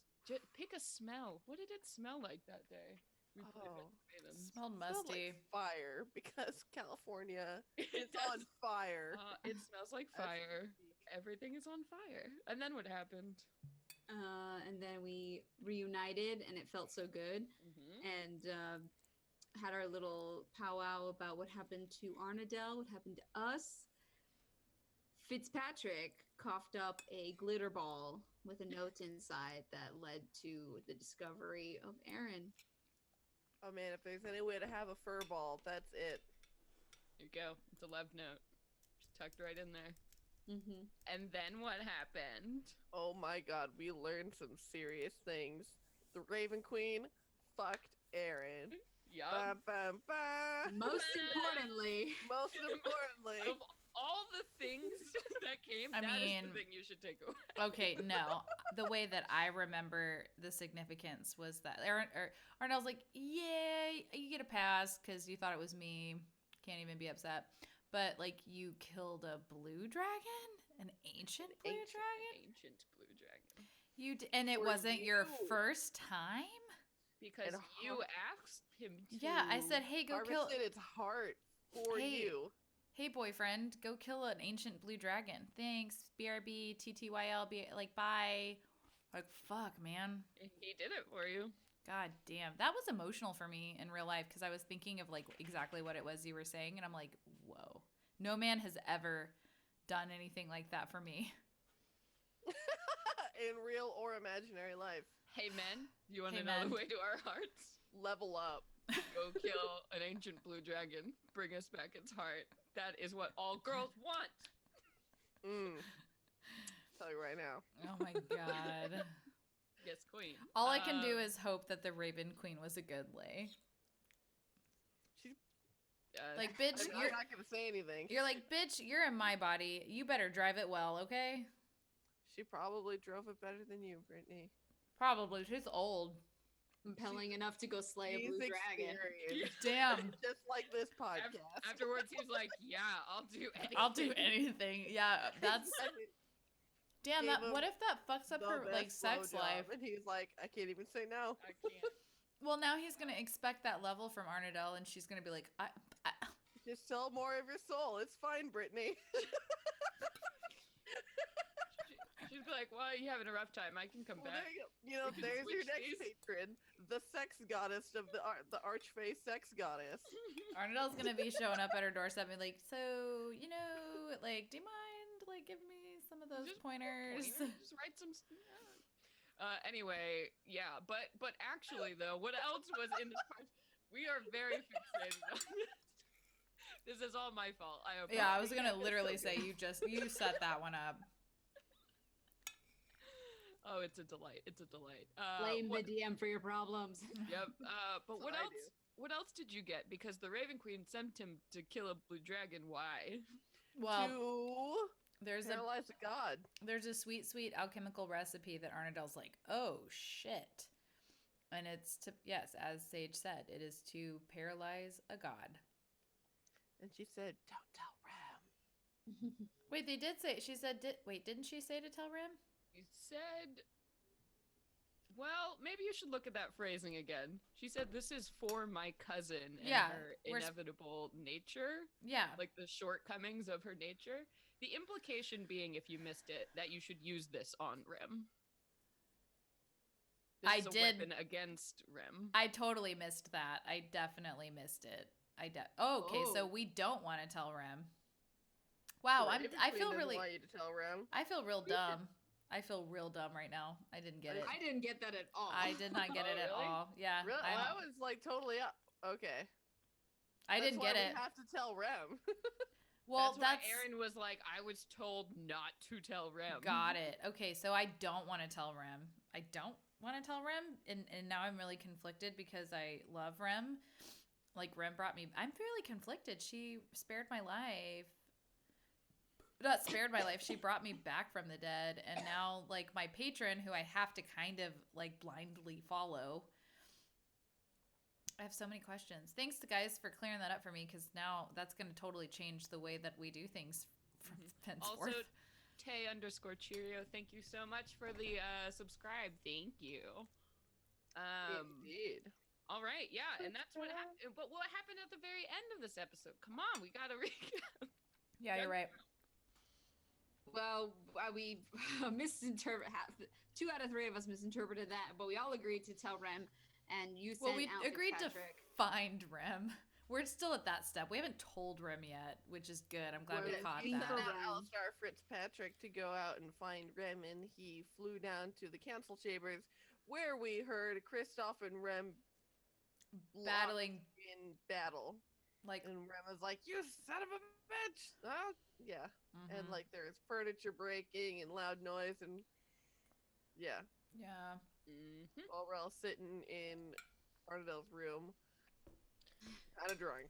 So at Yep. that point, considering that I was like using my voice of the Chainmaster invocation, I'm gonna zap out of Alistar Fitzpatrick, like Well, let me- leaving. Let me set it up for the podcast oh. recording where we cut the recap. Okay. And so that's where, yeah, we're going to be beginning today. So last time we left you all, you were still in Arnadel's room, and you had all been, drinking through the evening, and Aaron had shown back up, and after Vlad had left, the 4 of you had kind of conversed where to go from here. So you decided to find Rem, and then sent off Alistar Fitzpatrick, and he had heard that kerfuffle through the door of both Rem and Kristoff clearly locked in some kind of fight. So that's currently where you are. So Arnadel, your senses are through Alistar right now, and he is on the other side of the door, unable to get in. Cool. I'm gonna zap back into the room, Yep. conscious wise, and I'm gonna be like, they're Kristoff and Rem are trying to kill each other right now. We gotta go break What? that fight up. Oh my god. Oh, Yeah, we fuck. gotta go break it up. Let's go. I don't want to have to pick sides. This is gonna be shitty. We don't have, and as we're running, I'm like, we don't have to pick sides yet. Don't Like, fight Mom and Dad. we just have to Stop break it fighting, up. Mom! We should at least find out why they're fighting. Is this me you're getting divorced? Also, as we're running, I'm like, guys, like, I don't like. Let's wait to tell Rem. Do you Is it mind? our fault? Yeah. No. That's Can we wait? fine. Yeah, for my sake, please. Yeah. Mhm. This doesn't really seem like a great time. Yeah, yeah. Hey, we have this thing that could hurt you. We don't want to, but also I might die if I don't fulfill my patron's wishes. So you guys, it's a delicate situation. Oh, so much Wait. imbalance. So she wants you to actually kill her? I missed that in the note. Well, I don't know, Yeah, but I don't think thought we. she was saying like you use it on her to help her, not Well, to hurt you her. It's gonna paralyze her, and that seems like there's something else that I'm running. that we don't know about. We're running like while we're having this conversation. Yeah. I'm like, it sounds like there's like we need to find out more about what's going on before we tell anybody anything. Mm-hmm. But in the meantime, let's break it up. Yeah, in just a moment, you are around the corner, and you hear with all of you now this combat going on, and you hear a third voice screaming at the edge of the room, "Stop it! Both of you just stop it!" And then you hear an explosion of some kind. Is that Valerius? Is it Isolde? Oh, okay. Yep. You bust through the doors? Yep. Yeah.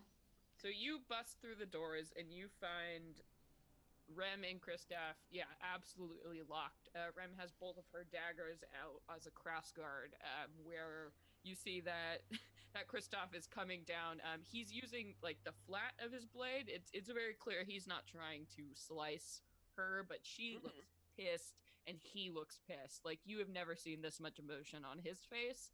And they are very clearly focused on each other. And Isolde is just like holding out her hands at this point, and you see a table has been smashed on the other side, just like seemingly exploded by magic. And Isolde turns to you and she's like, "Just stop them! Just, oh my god, what are you doing?" And the two of them and Rem is again just, both of them are pretty much like red zone, like just fighting each other at this point. I go towards Kristoff and I try to hold him back. Sure, go ahead and make a grapple check. Oh no. What, does it have to be strength? Can it be dexterity for me? It is, so it's athletics, unfortunately. Oh well, TF. 12. Okay, you managed to do it. He's not expecting you. He rolled terribly. He rolled a 1. You come up from, what are you just pulling him? Or are you trying to? Kind of like dealing with a horse or something. I'm just kind of holding on, going, whoa, whoa, whoa, whoa. Like, hold on, what's happening here? What happened? Whoa, buddy. What, buddy? Hey. And as you pull him away, Rem goes in with a kick and gets him like right in the solar plexus as he's like off balance. And he just and like kind of backs up.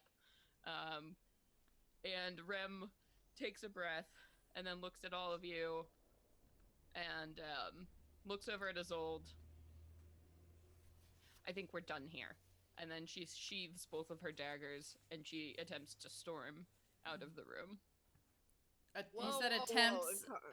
Attempt, yeah. Does anybody try it? Yeah, I want to cast Hold Person on her. Whoa. Okay. I don't think that's a good idea. I mean, I'm gonna do it. Right. Arnadal doesn't know who Rem is. What is my, what do I roll? Let me get it. I got my spell cards here. Stand by. I gotta, like, rifle through them, because I have 10 spells, but I can only cast 2 of them. There's no bitterness there.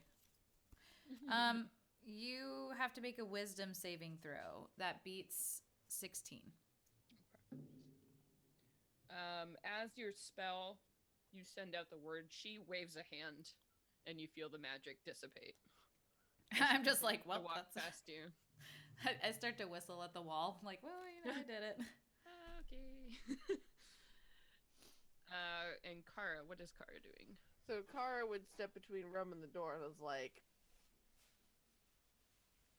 "I would like to hear from both sides what's going on." And Rem, takes the calming breath and then goes to her stone face. "Not that it's any of your business in particular, but Kristoff has decided to make some interesting choices. Isolde, Kristoff, would you care to explain exactly what this plan of yours is?" And both Kristoff and Isolde look at each other and then look at Rem.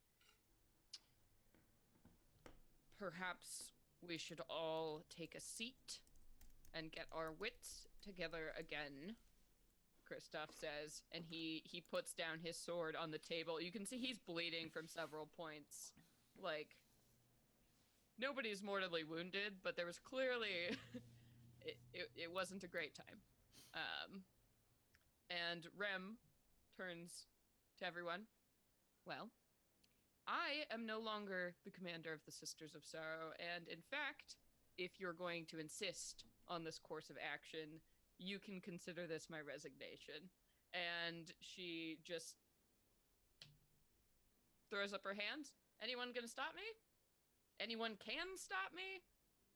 And Isolde is just staring at her, like, trying to communicate something that's passing in between, and I didn't think so. And she walks out of the room. And Kristoff sighs. Well, if you all wouldn't mind taking a seat, I was going to call you here anyway. I suppose we can just get right to it. Oh, great. Okay. Yeah. I'm embarrassed because I can't believe I actually tried to cast a spell on Ram. I'm just like, I hope nobody saw that. Cara leans over to you guys and is like, this is really awkward. Is It Aaron really awkward. Is Aaron with us? Oh yeah, he followed after you, and he's It's and then super at this point he's like, and Kristoff's like, what? I don't even care right now. This is so uncomfortable on so many levels. Yeah. Yay! So what's happening? Aaron's back. All right, let's move on. Episode 50. Everybody hates each other. So he indicates for all of you to sit down, and he just puts his sword away and kind of collects himself, and Isolde sits down at the table. And then they look at each other again, and Kristoff begins to speak. We have decided that we will be bidding for a charter for trade with the Tsarina. Currently, at our resources, we can't sustain supporting the New Breach, and we need assistance. And I have made the decision to go through proper means, channels. Rem does not agree with my decision. Clearly. I mean, I think you're totally right. How else are these people supposed to, like, get food and shit? Exactly. We've gone far beyond our means, and we simply can't abandon these people. So we are looking for assistance, not to become a part of the official government. We are still carved out in the borderlands, but we do need the rights to trade. We do need the rights to ask for assistance. So I have decided to move forward with that course of action. Arnetta wants to kind of gently like raise her hand because she's just like, she's like, if I may. Oh my god, my friend just brought me sushi. Holy shit. Arnettle's just beautiful friend. I just like poked her on the corner. So Arnettle raises her hand and she's like, if I may. Because she feels really insecure speaking to Kristoff about matters that she has no fucking business. She's like, I feel like I've had more experience dealing with like signing contracts that are definitely one-sided, and I just have this gut-wrenching feeling that you're gonna really regret this, and that there might be a possible alternative to helping the people that we need to help without asking those ass wipes that we like kind of infiltrated and low-key hate. So at this, he listens to you, and he leans back in his chair. He's like, how do you propose that we get food to hungry children, to sick people, to these people right now? If you can give me an answer, then I'll take it. I mean, if I could give you a proper answer, I'd probably ask for a huge pay increase, to be honest. I don't have an answer, but I do genuinely feel like this is not a good solution. Well, you are of a mind with Rem, but this really isn't your decision. Isolde and I have weighed what we've thought is right, and this is the course of action. I was going to ask all of you if you would accompany me and watch my back during this. Rem clearly cannot be involved in these politics. The Tsarina is already aware of her predicament and her relationship with Isolde. And Isolde nods. And, of course, Isolde is our only hope for getting a voice in the Great Council. They respect Eladrin, and she is, of course, related to the Tsarina herself. Yeah, of course we're gonna watch your back. Yeah, you don't have to ask us. That's our mission. Mm-hmm. And Isolde chimes in too. So in light of this, and in hopes of getting traction we need, I will be presenting our case and representing the Sisters of Sorrow in this, and Kristoff will be my suitor. And you all... Wait, what? Kristoff's your suitor? Indeed. That's your plan? Like you're gonna be married, suitor? Because that's normally what that word means, but I could be wrong. Yes. Is your cousin gonna like that? Because, Is your cousin no gonna offense, believe but that? Eladrins are really racist. I don't... Indeed. Okay. They wouldn't even let him in the room if this wasn't the case. Well, shit. Oh, no wonder. Oh my god. And Cara, slaps you guys, on the arm with the back of her hand. No wonder Rhyme was so pissed. I get it now. Arnadell's like, oh my god. While it is by no means a perfect solution, we need to get ourselves in the door. We've already secured a contact who will at least vouch for us to get in there. But the Great Council is being summoned, and we must do our utmost to get as much traction and attention as possible with their... Yeah. Arnadell looks at both of them, and she's like, and she kind of looks at Cara and Saya, and she's like, am I about to say this? And she's like, did it ever consider you to overthrow their regime? Why would we? Isolde looks at... No, the continent has been filled with prosperity. Yes, the Tsarina does rule strictly, but she has also brought an era of peace to this land. Many people love her and are protected by her. While my personal feelings about her and her policies may be in conflict, she is absolutely... I mean, we must do this through the proper channels. That is why we will go before the council. Not everything is the decision of the Tsarina.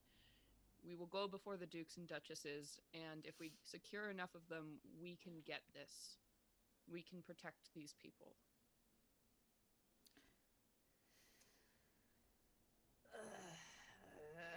Arnadell's thinking she's doing Awakened Mind to you guys, and she thinks, like, why don't you guys just put yourselves in that seat of power? Like, change is never comfortable, but, like... And she kind of looks over at Saya and Cara, and she's like... And Kristoff goes, I have never had any interest in ruling a nation. I do not intend to start now. Oh, I didn't say that out loud. She thought it.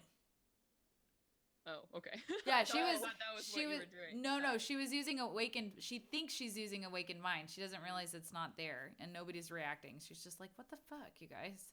Guys, get me back. God. So, in light of this, the proposed plan, the Great Council being summoned will be meeting in 2 days' time.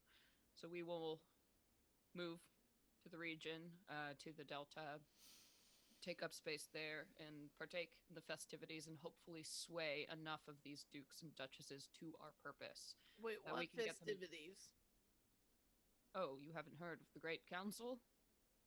No. And then Isolde kind of gives you all... I literally lived under a rock. What do you want from me?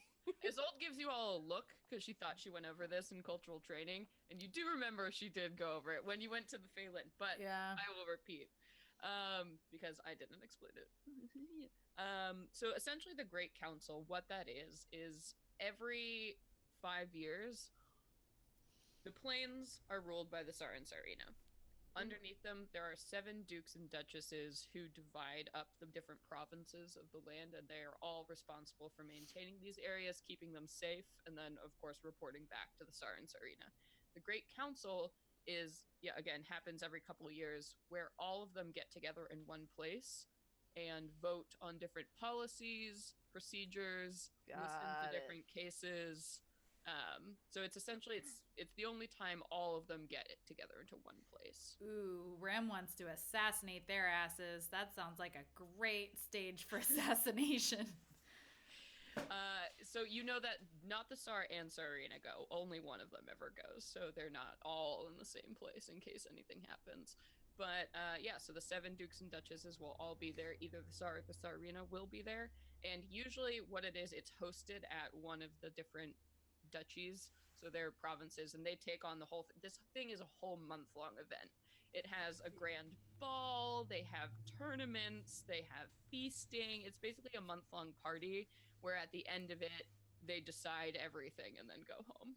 That sounds exhausting. Oh my god. It is exhausting. It's a huge social and political farce that everybody takes great pride in being a part of and getting vouched for to come before the council and all of this. It's this whole shebang.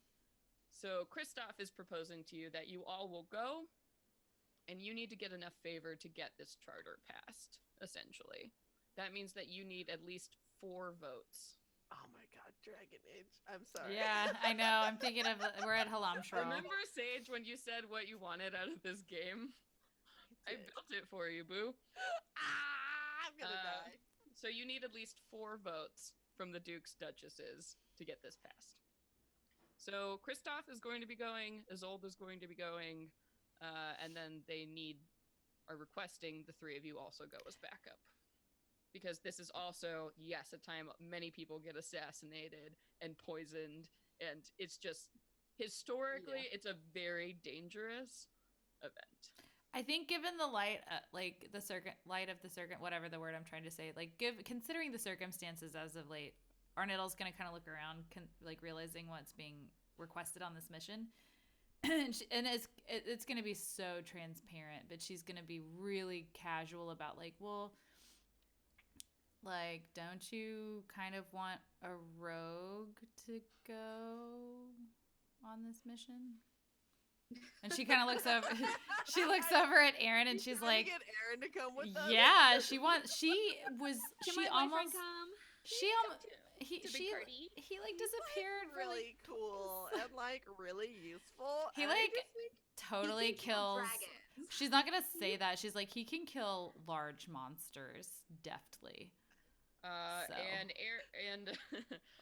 Aaron is just like, what? And then Kristoff actually he looks at you and considers. He's like, that would actually be a phenomenal idea if all of you could procure I don't know, dates, as it were, so we can stage ourselves as nobility as part of the Sisters of Sorrow. It would include we get a +1 perception. You all get a +1. Oh my god. Sai's immediately uncomfortable and oh, no, I don't. Now I'm the only one who won't have someone.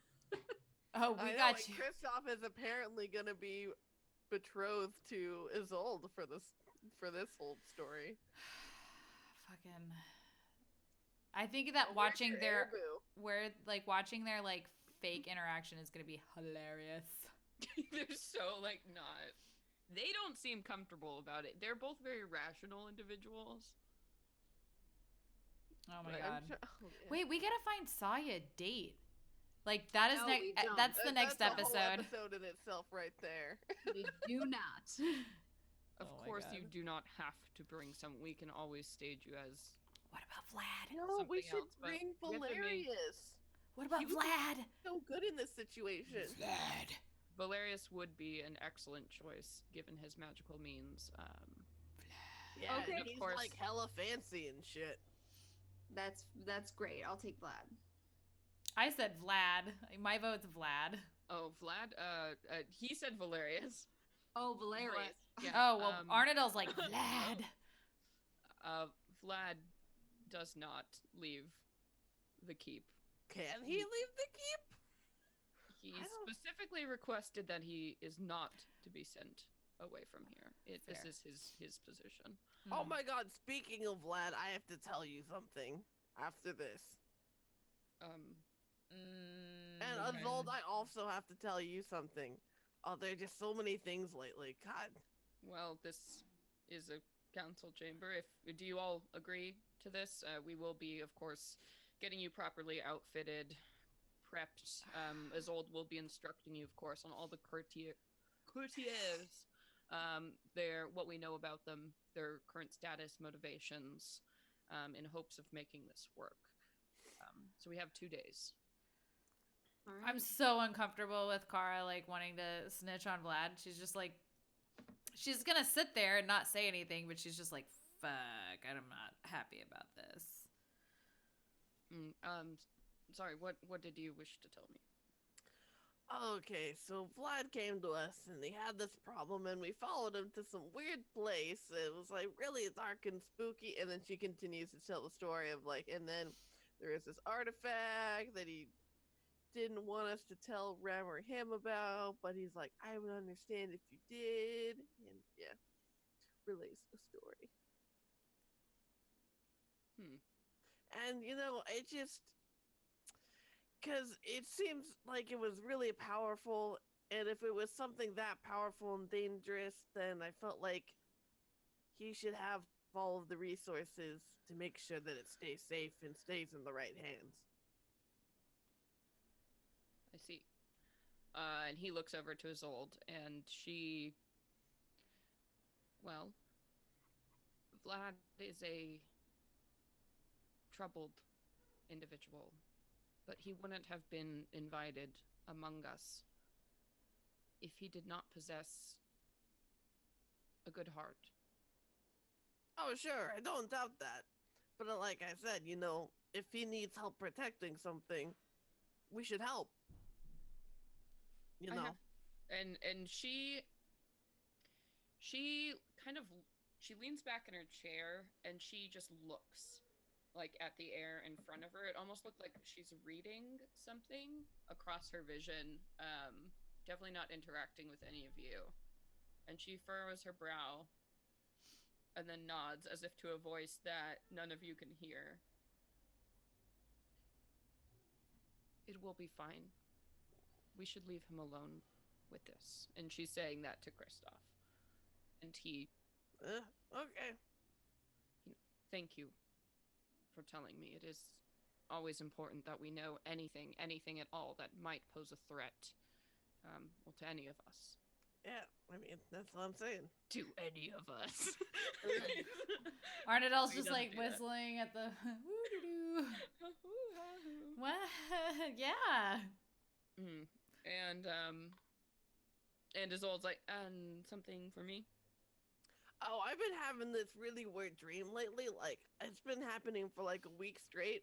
And Gidget said you might have an idea about it because you're like, I don't know, into like divination and knowledge or something like that. A dream? What do you think it's about?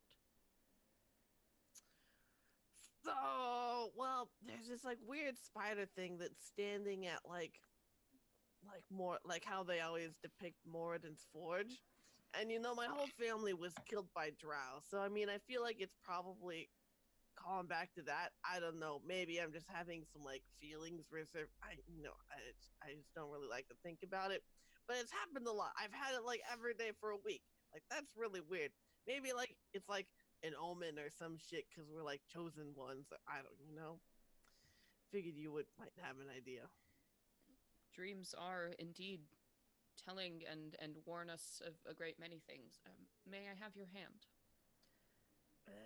Okay. She holds out her hand. Yeah, and she lightly touches your hand and does the thing again where she reads at the open air. I don't know what's she doing. Girl, I don't know, Cara. Like, I'm not. That's different kind of magic. It's all okay. No, it's not. It's not the same. definitely not the same. It's like me saying all rocks are the same. It's not the same. And you note she tightens on your hand suddenly, as if she sees something she doesn't like, and then quickly drops your hand. I What was it?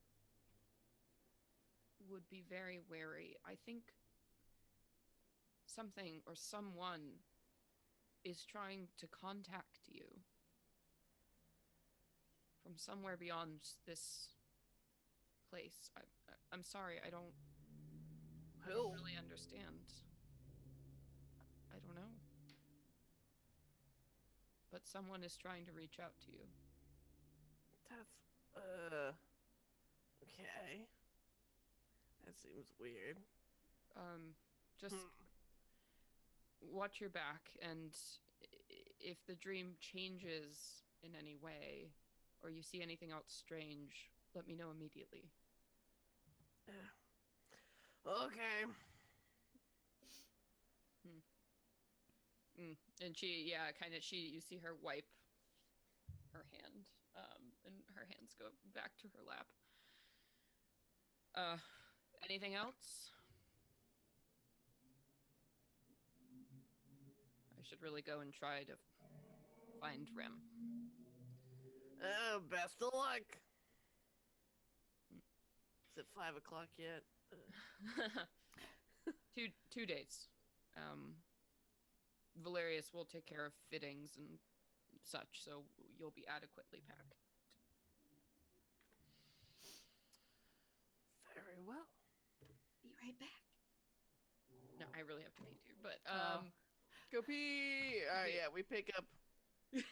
they both kind of wait for you both to leave, or you both to leave. We They're like, eventually awkwardly shuffle out. Yeah, of the we're just way. like, okay. What just happened? A lot just happened. On the way out, Arnold's like, so Cara, what do you think? What do you think Rem was like? Obviously, Rem disagrees, but like, I wonder why she felt ready to like draw blood. Yeah, I don't know. That's a pretty serious reaction to disliking an idea. Like, I mean, I don't know. Like, I get it. This Tsarina's a real bitch and everything, but I mean, like, how else are we supposed to get food for these people? Like, Bastard's Breach wasn't exactly a thriving city either. Yeah. It's just dusty in the middle of the fucking desert. And they had to enslave a water elemental to get it. To get people water. So, yeah. I mean, I just can't help but feel that like the moment that like the Sisters of Sorrow is needing, we're like beholden to them to help. I mean, I don't really. Like, that's been my whole last couple of weeks, and I'm like, I mean, you can, basically, I'm just asking if you can understand why I'm super apprehensive about it. I mean, sure. It doesn't sound good. I'm not making out great after asking higher powers for help. Reasonable. Yeah. I mean, I don't have a solution, but I'm just uncomfortable with it. That's all. I mean, even if we were to overthrow the throne, like, all right, so what? Who do we prop up next? Who could possibly be worthy of that mantle? Well, I think no one I know. What if everybody just had smaller states of government? I mean, yeah, that's what dwarven people do. You just stick with your clan, and your clan decides what. And every 7 years, we all get together and we all decide, hey, is this kind of the thing we're doing? And we're like, yeah, we're still kind of doing that thing, and then everyone just goes about their fucking business. Yeah, it works well, right? Highly recommend. Yeah, I'm totally in favor of that. But we're not the problem solvers. We're just the stabbers, right? I mean, what you just described is very similar to how the government here works as well. So, well, there you go. Except they have a grand poobah. So, Saya doesn't really have like a stake in the political empires and powers that exist. She just has kind of helped whoever needed helping. Yeah. Wasn't really paying attention to the political consequences or ties or whatever is happening. That's so funny. It's like definitely extensions of our characters. Like what you Yep. just said. Arnadell's like, I don't give a shit about the politics or anything. I just don't want you guys being like in contract with something you don't want to be in. Mhm. And then Cara's like, yeah, duty calls. Saya's like, help the people. That's what Kristoff is trying to do. He's trying to help. So, the evening. What do you all do with the rest of your evening? Tomorrow, you know that at least Isolde is going to start giving you a bunch of names, throwing a lot of information at you. Oh my god, we gotta do the debutante class. Yeah. Cotillion. Royally fitted tomorrow. So, Cara's like, ooh, I'm gonna show her. I'm gonna be so fucking proper. She's not even gonna know what hit her. so fancy. So Princess Diary. You don't even know. Those princess years are gonna resurface. I'll dance like a motherfucker. Get out of here. Oh, I bet Cara could totally cut a rug. Like, oh my god. Sure. Dance offs between Absolutely. Cara and Saya. Arnold's gonna be like, oh yeah, I know you guys have it in you. I nominate these two. No, you're probably far more, I don't know, adept I at can't cutting imagine a rug. Talia dancing. Yeah, Saya, she's nimble, but she doesn't know. Saya what break rhythm. dances. You're a break dancer, aren't you? Yeah, I start like breakdance fighting. Yeah, you could totally Myself. break dance. Anyway, what are you doing tonight, everybody? Tonight we don't. Cutting rugs. Snip. We're just like, ooh, fancy people. So do you just spend the evening talking about things and then eventually go to sleep?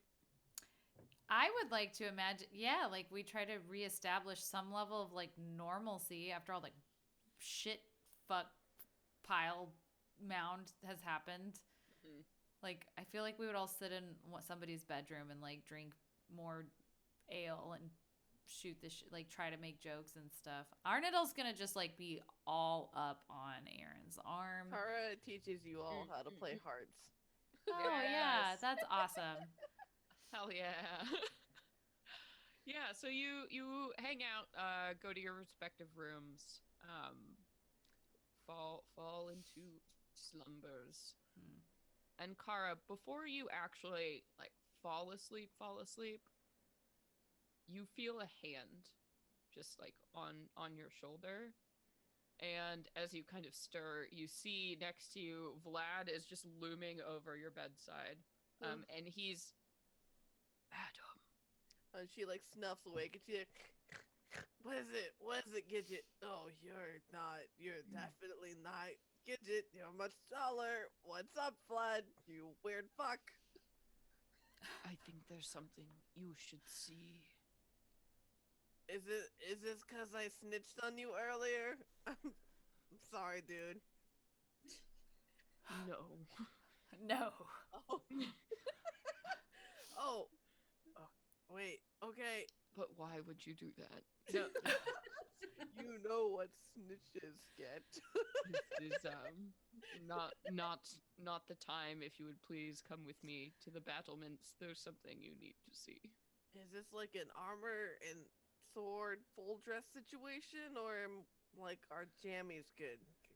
I don't think so. I've been watching this phenomenon for about 10 minutes. It has not dispersed. And I believe it's looking for you. Get your armor. But you should bring a coat because it's kind of chilly out. A Very metal cold code. outside. So she takes a suggestion, gets ready, and is like, all right, let's head out. And he glides along in front of you. She specifically makes sure that she grabs the Lady of the Lake sword. Mm-hmm. She doesn't want the sword getting mad at her. Nice. Gidget doesn't wake up at all. Gidget is just like buried. She's one of those hamster sleepers, so she like shoves all the blankets like, up around her into this giant Cara pillow. makes sure to give her like a peck on the cheek before she goes. She like has to dig through the covers a little bit, and, like finds her face under a pillow. She like only has half of her face like out so she can breathe, and then that's like it. And so she remains behind, and Vlad glides silently in front of you, leading up to those large battlements that go between the towers of the fortress. And as you ascend this ladder, you see this form. It almost looks like it's made of just mist, so you miss it at first. But it's the form of a male dwarf who's just pacing back and forth on the battlements. And he's dressed in very familiar armor. And you recognize your family crest emblazoned upon it.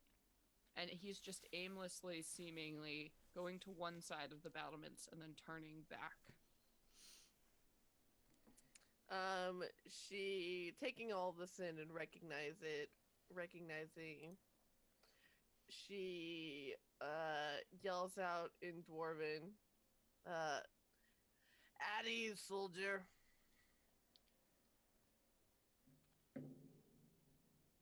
The figure doesn't seem to... Well, if he does hear you, he doesn't respond to you directly. And Vlad looks at you. He's been doing this, like I said, for about 10 minutes. Do you recognize him? Do I recognize? You need to get a little bit closer. Yeah, so she's gonna try and catch up with him and get a peek at his face. The closer you get, the more convinced you are that this is your father. But not like you last saw him. His skin is taut, like stretched very, very thin over the bones, as if something or someone has drained all of the fluid out of him. So it's just this emaciated form walking back and forth across the ramparts. When that moment of recognition comes to her, she freezes up for a second, but then storms even more furiously over to him, and she goes, "Hey, Pop!" You see him, he stops in his walking, and he looks to the sky, and he looks around like he's hearing a noise, but never looking directly at you. And then she's gonna run up to him, like, all the way and try and, like, place a hand on his shoulder. Sorry, my one screen just went dark. Let me try and get it back.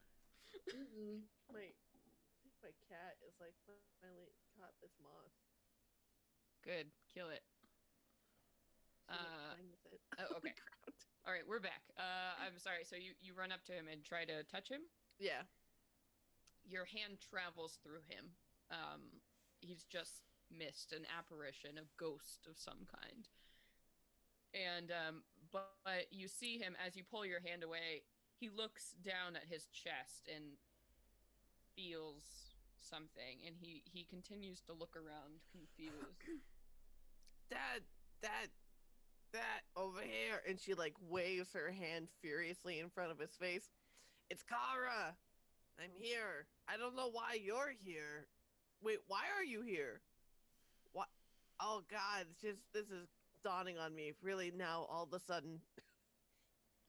And he doesn't seem to hear you. Again, he turns around, like, it's like you're not in the room with him, but he can hear something. And he turns back, and he puts his head in his hands, and he's mouthing something, and you can tell he's saying Cara, Cara, Cara, but he just can't see you. Or it's me. Where? Oh my god. And then she's gonna run back over to Vlad and be like, can you grab Arnadel and Saye? Arnadel might have an idea about what's up with this. I can try. Yeah, thanks. I'll be here. And he disappears.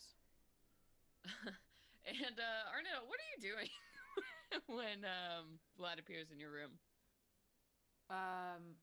Aaron and I are wrapped around each other. Cowgirl. No, we're wrapped around each other like two burritos in a rolled taco. I don't know. We're snuggling and sleeping because we're just so exhausted, and like it's not even sexy time. We're just like trying to absorb each other's essence, like spiritually. And Vlad appears. The Madam Cara has requested your presence immediately. I'm assuming we just like wake up in time for this. And I get up and I'm just like, okay. And I there's that small hesitant of like, I just don't want to leave him because it's been such a fucking roller coaster, but like it's Cara. So like Arnold just goes, let's go. Yeah. And then Saye Glad will appear and get you as well. Is there anything you're doing when you're alone, Cara, with this apparition? Because he's like pacing back and forth on like the ramparts, right? So she's just walking and keeping pace with him and just saying things aloud, like recalling stories of and stuff from her childhood to try and see if like she gets more of a reaction, and she tries speaking more loudly and more quietly. Yeah, and just to see if anything changes. Yeah, and nothing really does, except you can see he is getting more frustrated. Like he can't. It's like he can hear you, but it's not directional. It's very strange, and he becomes more agitated as he's pacing back and forth. More emotion on his withered face. And both of you arrive on the scene to see all of this happening. Well, we run up to Cara. We're like, "What's up? What's going on? Who's that?" This is my dad. Is it actually your dad? Is that a... Does he look like a ghost? I don't know. And she just throws her hand through his like spectral figure. I don't know what this is. My dad is fucking dead. I saw the light leave his eyes.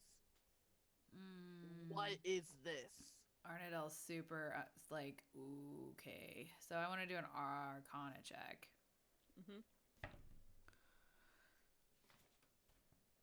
That sounds really bad, by the way. So Arcana is going to be a 19. Okay. So this thing before you, I mean, ghost comes to mind, but this clearly isn't some kind of... This isn't a ghost. Like, it would be able to interact more. It would be bound to a specific place. It might try to attack. It might try to do something. This is more of like a... It's almost like a hologram or just like an illusion of some kind that is in this place. And the more you watch it, it seems to be on its own, in its own place. But this is like a reflection of something that's happening somewhere else. It's very strange, but you don't think like this definitely isn't a ghost. But it reacts when Cara tries talking to it. Oh yeah, and she tells you guys that like I've tried talking to him, and like I can see that he recognizes. I can see that he hears me, but it's like when you're really far away and you're like shouting down a long hall, and like in how it echoes and you can't quite tell where the noise is coming from. Like I can see that look on his face. So there's like, that means that there is it can't be an illusion, because an illusion's fabricated by somebody else. Unless that's a very clever illusion and they want that to be part of it, but like Then that's the someone's a fucking dick and I will kill them. well, they would have to be like crazy how like that's can't be it. That's got to be. Is it a portal? I mean, I keep touching, and she keeps like waving his hand through his You're phone. Arnold's just like- going right through them. Like, She's going right- into academic mode. She wants to like Yeah. detect magic. Yeah. I- With magic, you get a vague black. Or Well, around okay. this thing. Necrotic. But very vague, very faint. Not enough for any kind of actual undead creature. Huh. And Cara looks. That's super weird. I tell you that. Seriously. Yeah, Cara looks very seriously at both of you, and with just this look of inevitability in her eyes, she says, "Guys, I think I have to go home. I don't know." What? Have you been, I mean, talking to your family lately, or I don't know, thinking about? Are you homesick? Why do you feel like this is a harbinger telling you to come home? So I don't know if I ever told you guys the whole story. So when you come of age in the dwarven society, you go on like a sabbatical. You have the opportunity to go and travel the surface for a year and figure out if you want to go back to the mountain or if you want to stay on the surface. And so I was out on my surface journey during this time, and my cousin sent word to me while I was out that my mom and my dad's had been captured by this tribe of drow who we have had conflicts with for a number of generations, but they finally got them, and it took me weeks to get back, but I went as soon as I could, and then I hid out in that drow city for weeks, figuring out how I could rescue my family, but they found me, and then they sacrificed them on an altar to their god, to their goddess Loth, and that was the last time I ever saw them. And and she's starting to get like really choked up and misty-eyed, and I couldn't stop them. And I've been having this dream lately that, I keep seeing this spider standing at the forge, and I keep wondering what it means. But I don't know, and I think this is the time, this is the opportunity that I have to settle the score.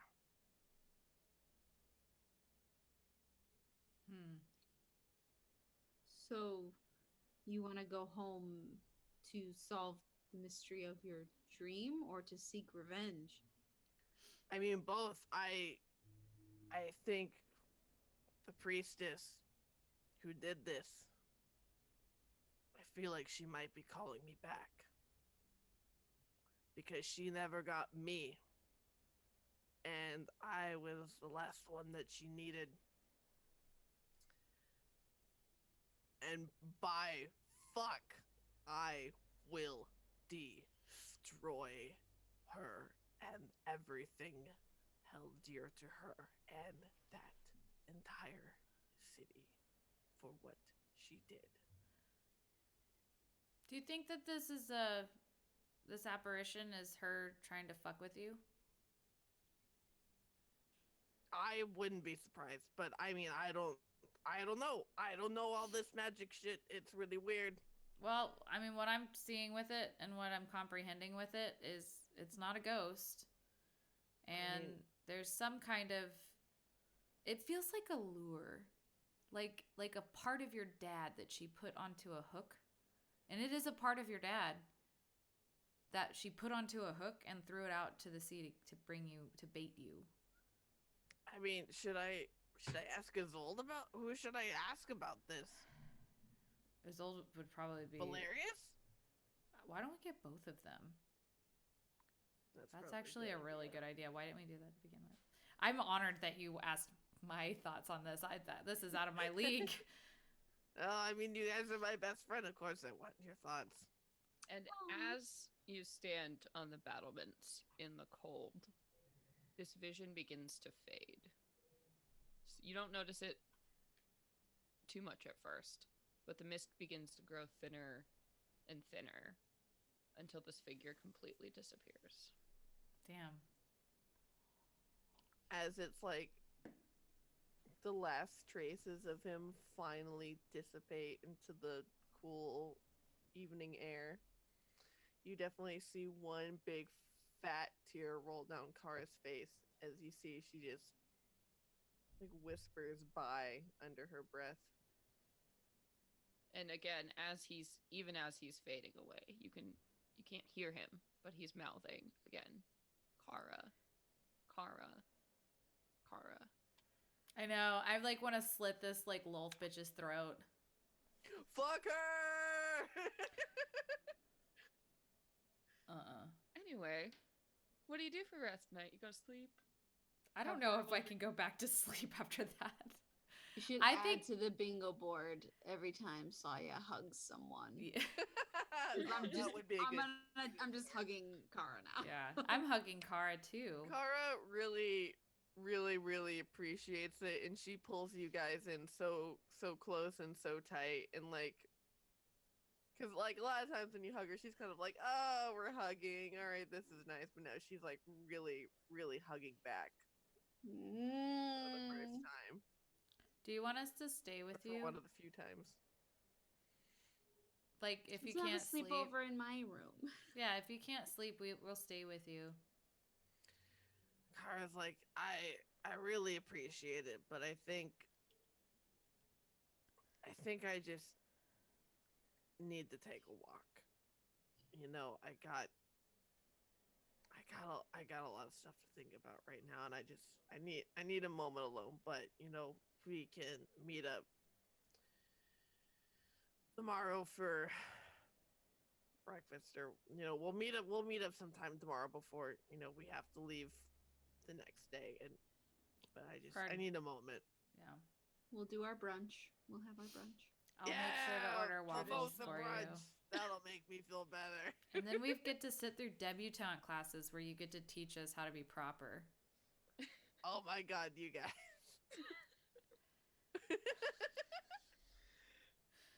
We're gonna get through this the same way I got through this shit the first time. And she like opens her jacket coat and it's like there's a little flask in it.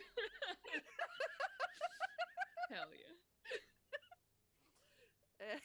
And she gives both of you like a nice like firm pat on the side. It's like, I'll see you in a few hours. And she starts walking away and making her way towards the lake, so like towards like where the water is, so she can take like a nice long walk along the stretch of it and just process all of her really complicated feelings and thoughts. And at one point she just sits down and just like bawls her eyes out when she thinks she's alone. And then when like the sun starts rising and everything, she hears like the activity, the buzzing of morning activity. She starts making her way back towards the keep. Cara, go ahead and make a perception check for me over the course of this evening, this solitary time alone. It'll be a 16. One of those moments, probably when you're at your absolute worst and you're sitting by the lake, you swear that you feel a comforting hand upon your shoulder. It's only a moment, and you're not sure, but you think it was there. Without even thinking about it, like she reaches over her shoulder to place her hand on top of where she felt it. Mm-hmm. Feel that warm, yeah, I feel that warm familial comfort and glow. And then she looks to her shoulder and sees that it's just her hand on top of her shirt. She shrugs and takes a deep sigh. I really miss you guys. And the daytime begins. And over the course of this day, as promised, a few different things happen. Valerius harasses you bright and early before you go to do anything and insists on taking all of your measurements and asking what your theme will be. Wait, like couple to couple, or all of us together have one theme? I mean, all of you individually, but Oh. I mean, if you want a couple theme, I mean, I'm willing to work with anything. If you have a couple theme, extremely cute. But if you're individual, like I get that too. You know, Fire. fire. I love it. And he's measuring everything. He measures like the hat, the butt, everything. And he's like, all right, we'll see what we can do. Yes, okay, all right. So yeah, so Cara would definitely have a whole conversation with Gidget. Like, do you even really want to go? Like, I totally understand if you don't. Like, yeah, and no she's pressure. Like, well, I mean, I guess it'd be pretty exciting, but I do have a lot to do. But I mean, are you okay?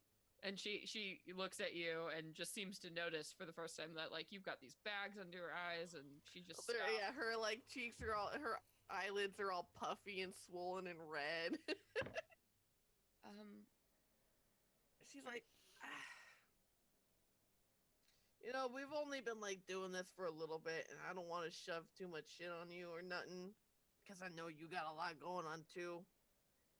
I mean, I'm a busy person. I'm busy. I'm fine. But I'm busy. You know what I mean? Hey, yeah. Please tell me. She like puts her hands on both of your cheeks. Please tell me. I think it would be fun if we got to take a weekend away, even if it's a working weekend. You know what? We'll make fun out of it. You're totally right. And she's like, get in that mood. She senses that you need to be cheered up, and she's like, yes. Okay, what am I bringing? What am I going to work on? Do you like Mad Libs? I don't know. I have a bunch. And Cara is like full on like beaming smile, like laughing, like spirits immediately lifted. What am I going to wear? And then Valerius shows up and is like, what are you going to wear? Like Tim Gunn, like, Ooh, girl. Something not covered in oil for once in your life. Yeah, and so he'll come around and do all of that. Any specific requests, Cara, or?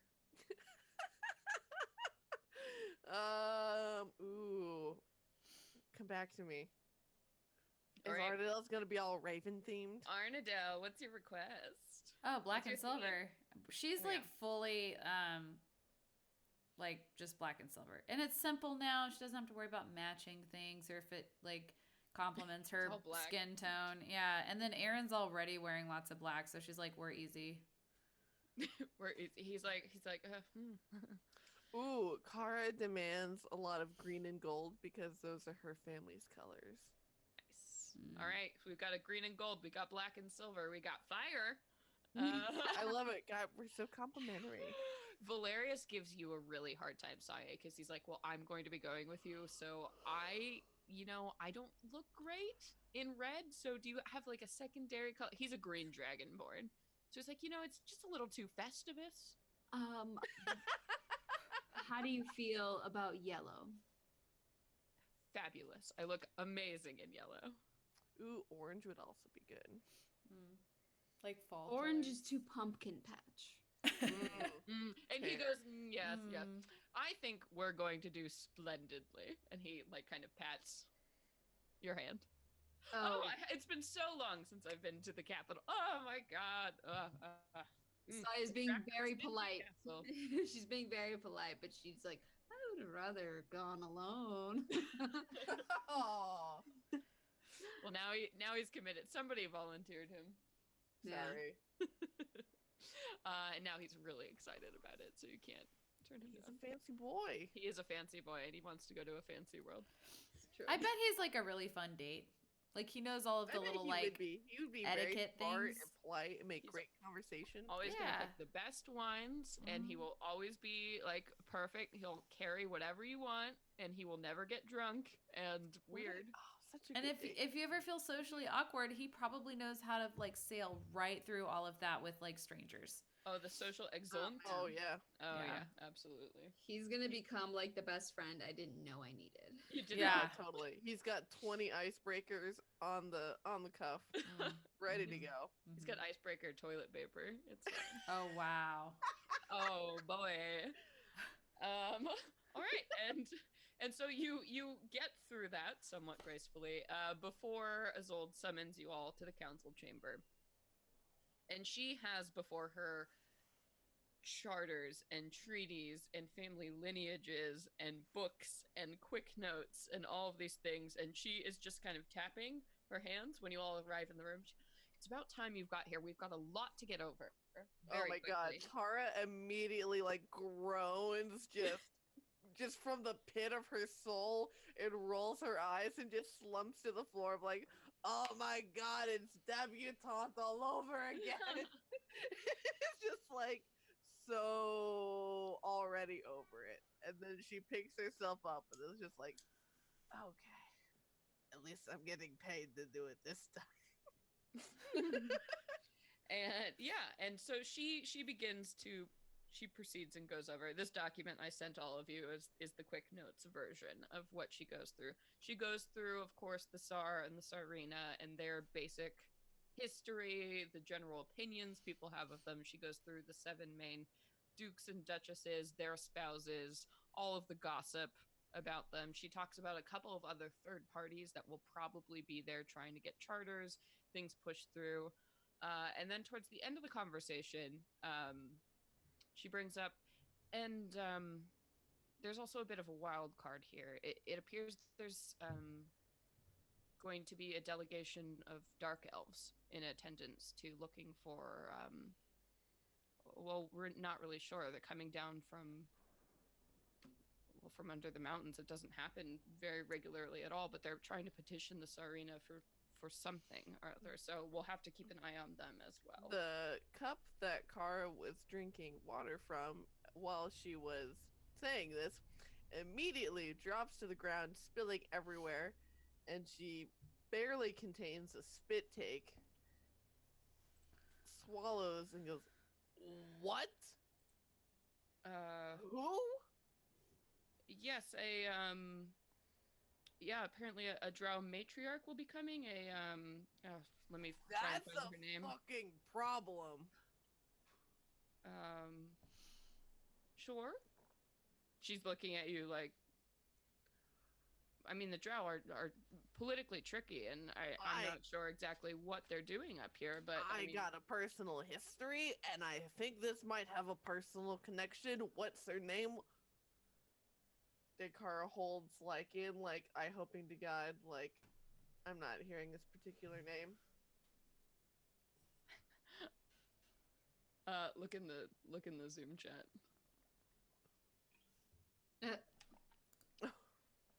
She's hoping to God that she does not hear the name Arafel. Oh, yeah, this matron mother Arafel? I don't know. Have you heard of? Yep. That she killed my parents. All 3 of them. I'm gonna have to cut a bitch. And Isolde goes, I'm not even kidding.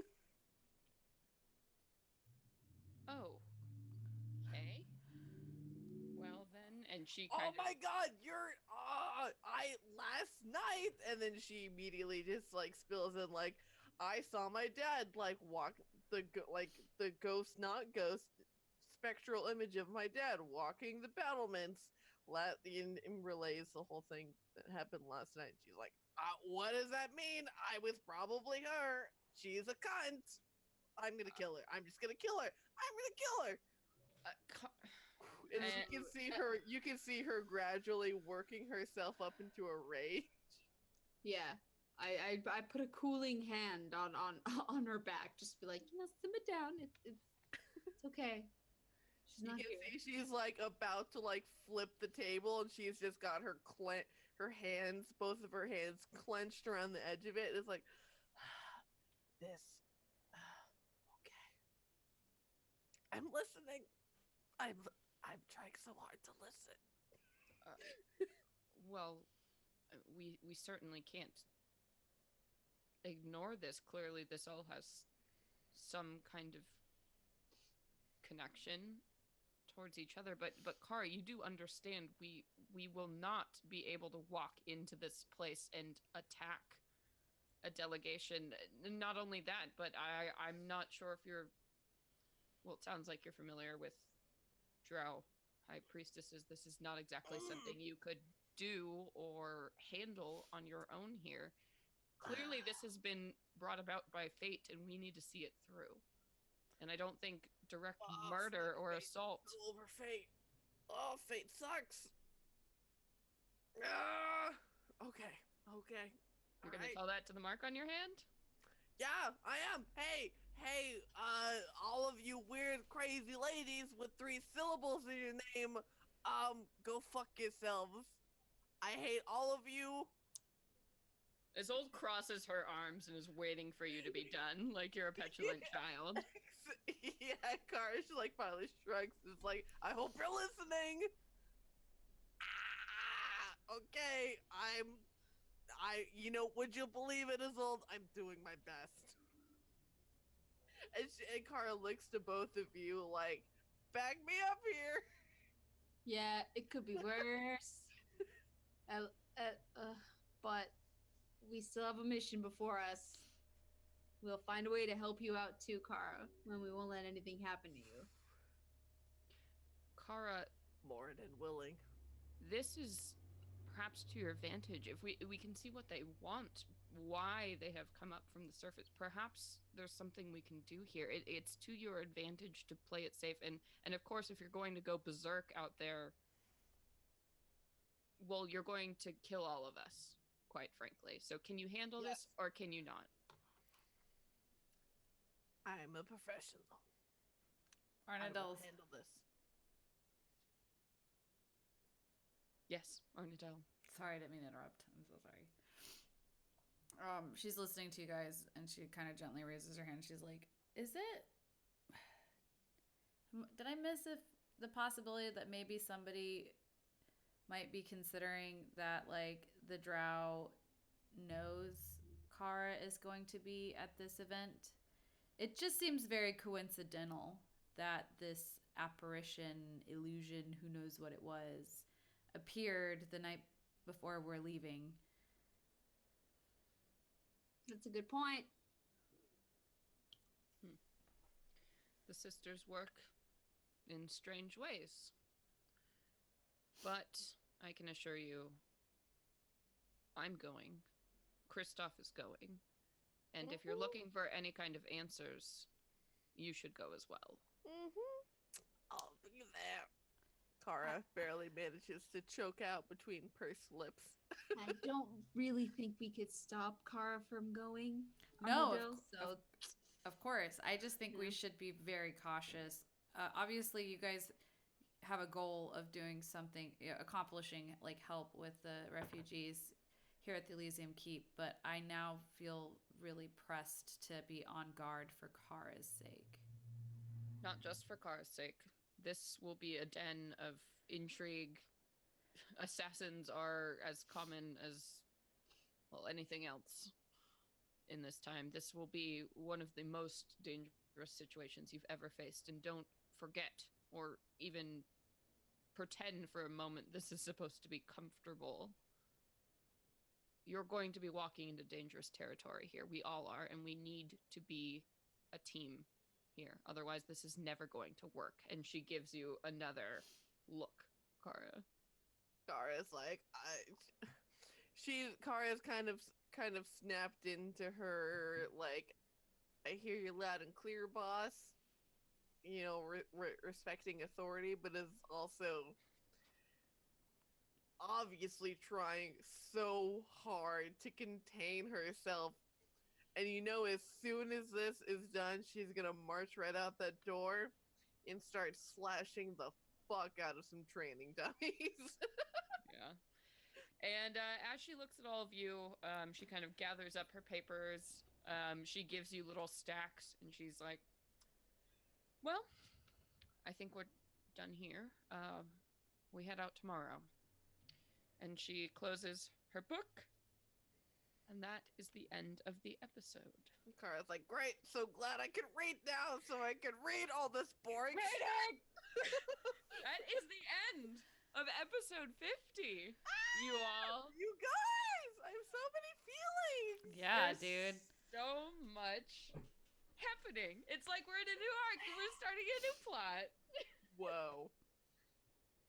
Oh yes, I'm very excited for everything that's to come. So many nobles, so many cheat sheets. Oh god, Cara, I'm so sorry. I'm so sorry in advance. Yes, well thank you all again so much for sticking around for a double feature episode. I have been your dungeon master, Celeste Conowitch. I am your elven warlock, Arna Delethel, played by Brittany Quintero.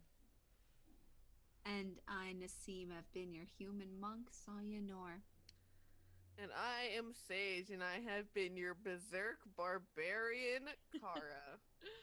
Oh man, thank you guys all so much. There's so many of you in chat, like in streaming. This has been an awesome night. So thank you, all of you. Yeah, thank you all so much. We love you all. Thank you, Arc 3. It's here now. Yeah. So we'll see you all next time, and until then, Venture away. Venture away, everybody. Pineapple? Pineapple.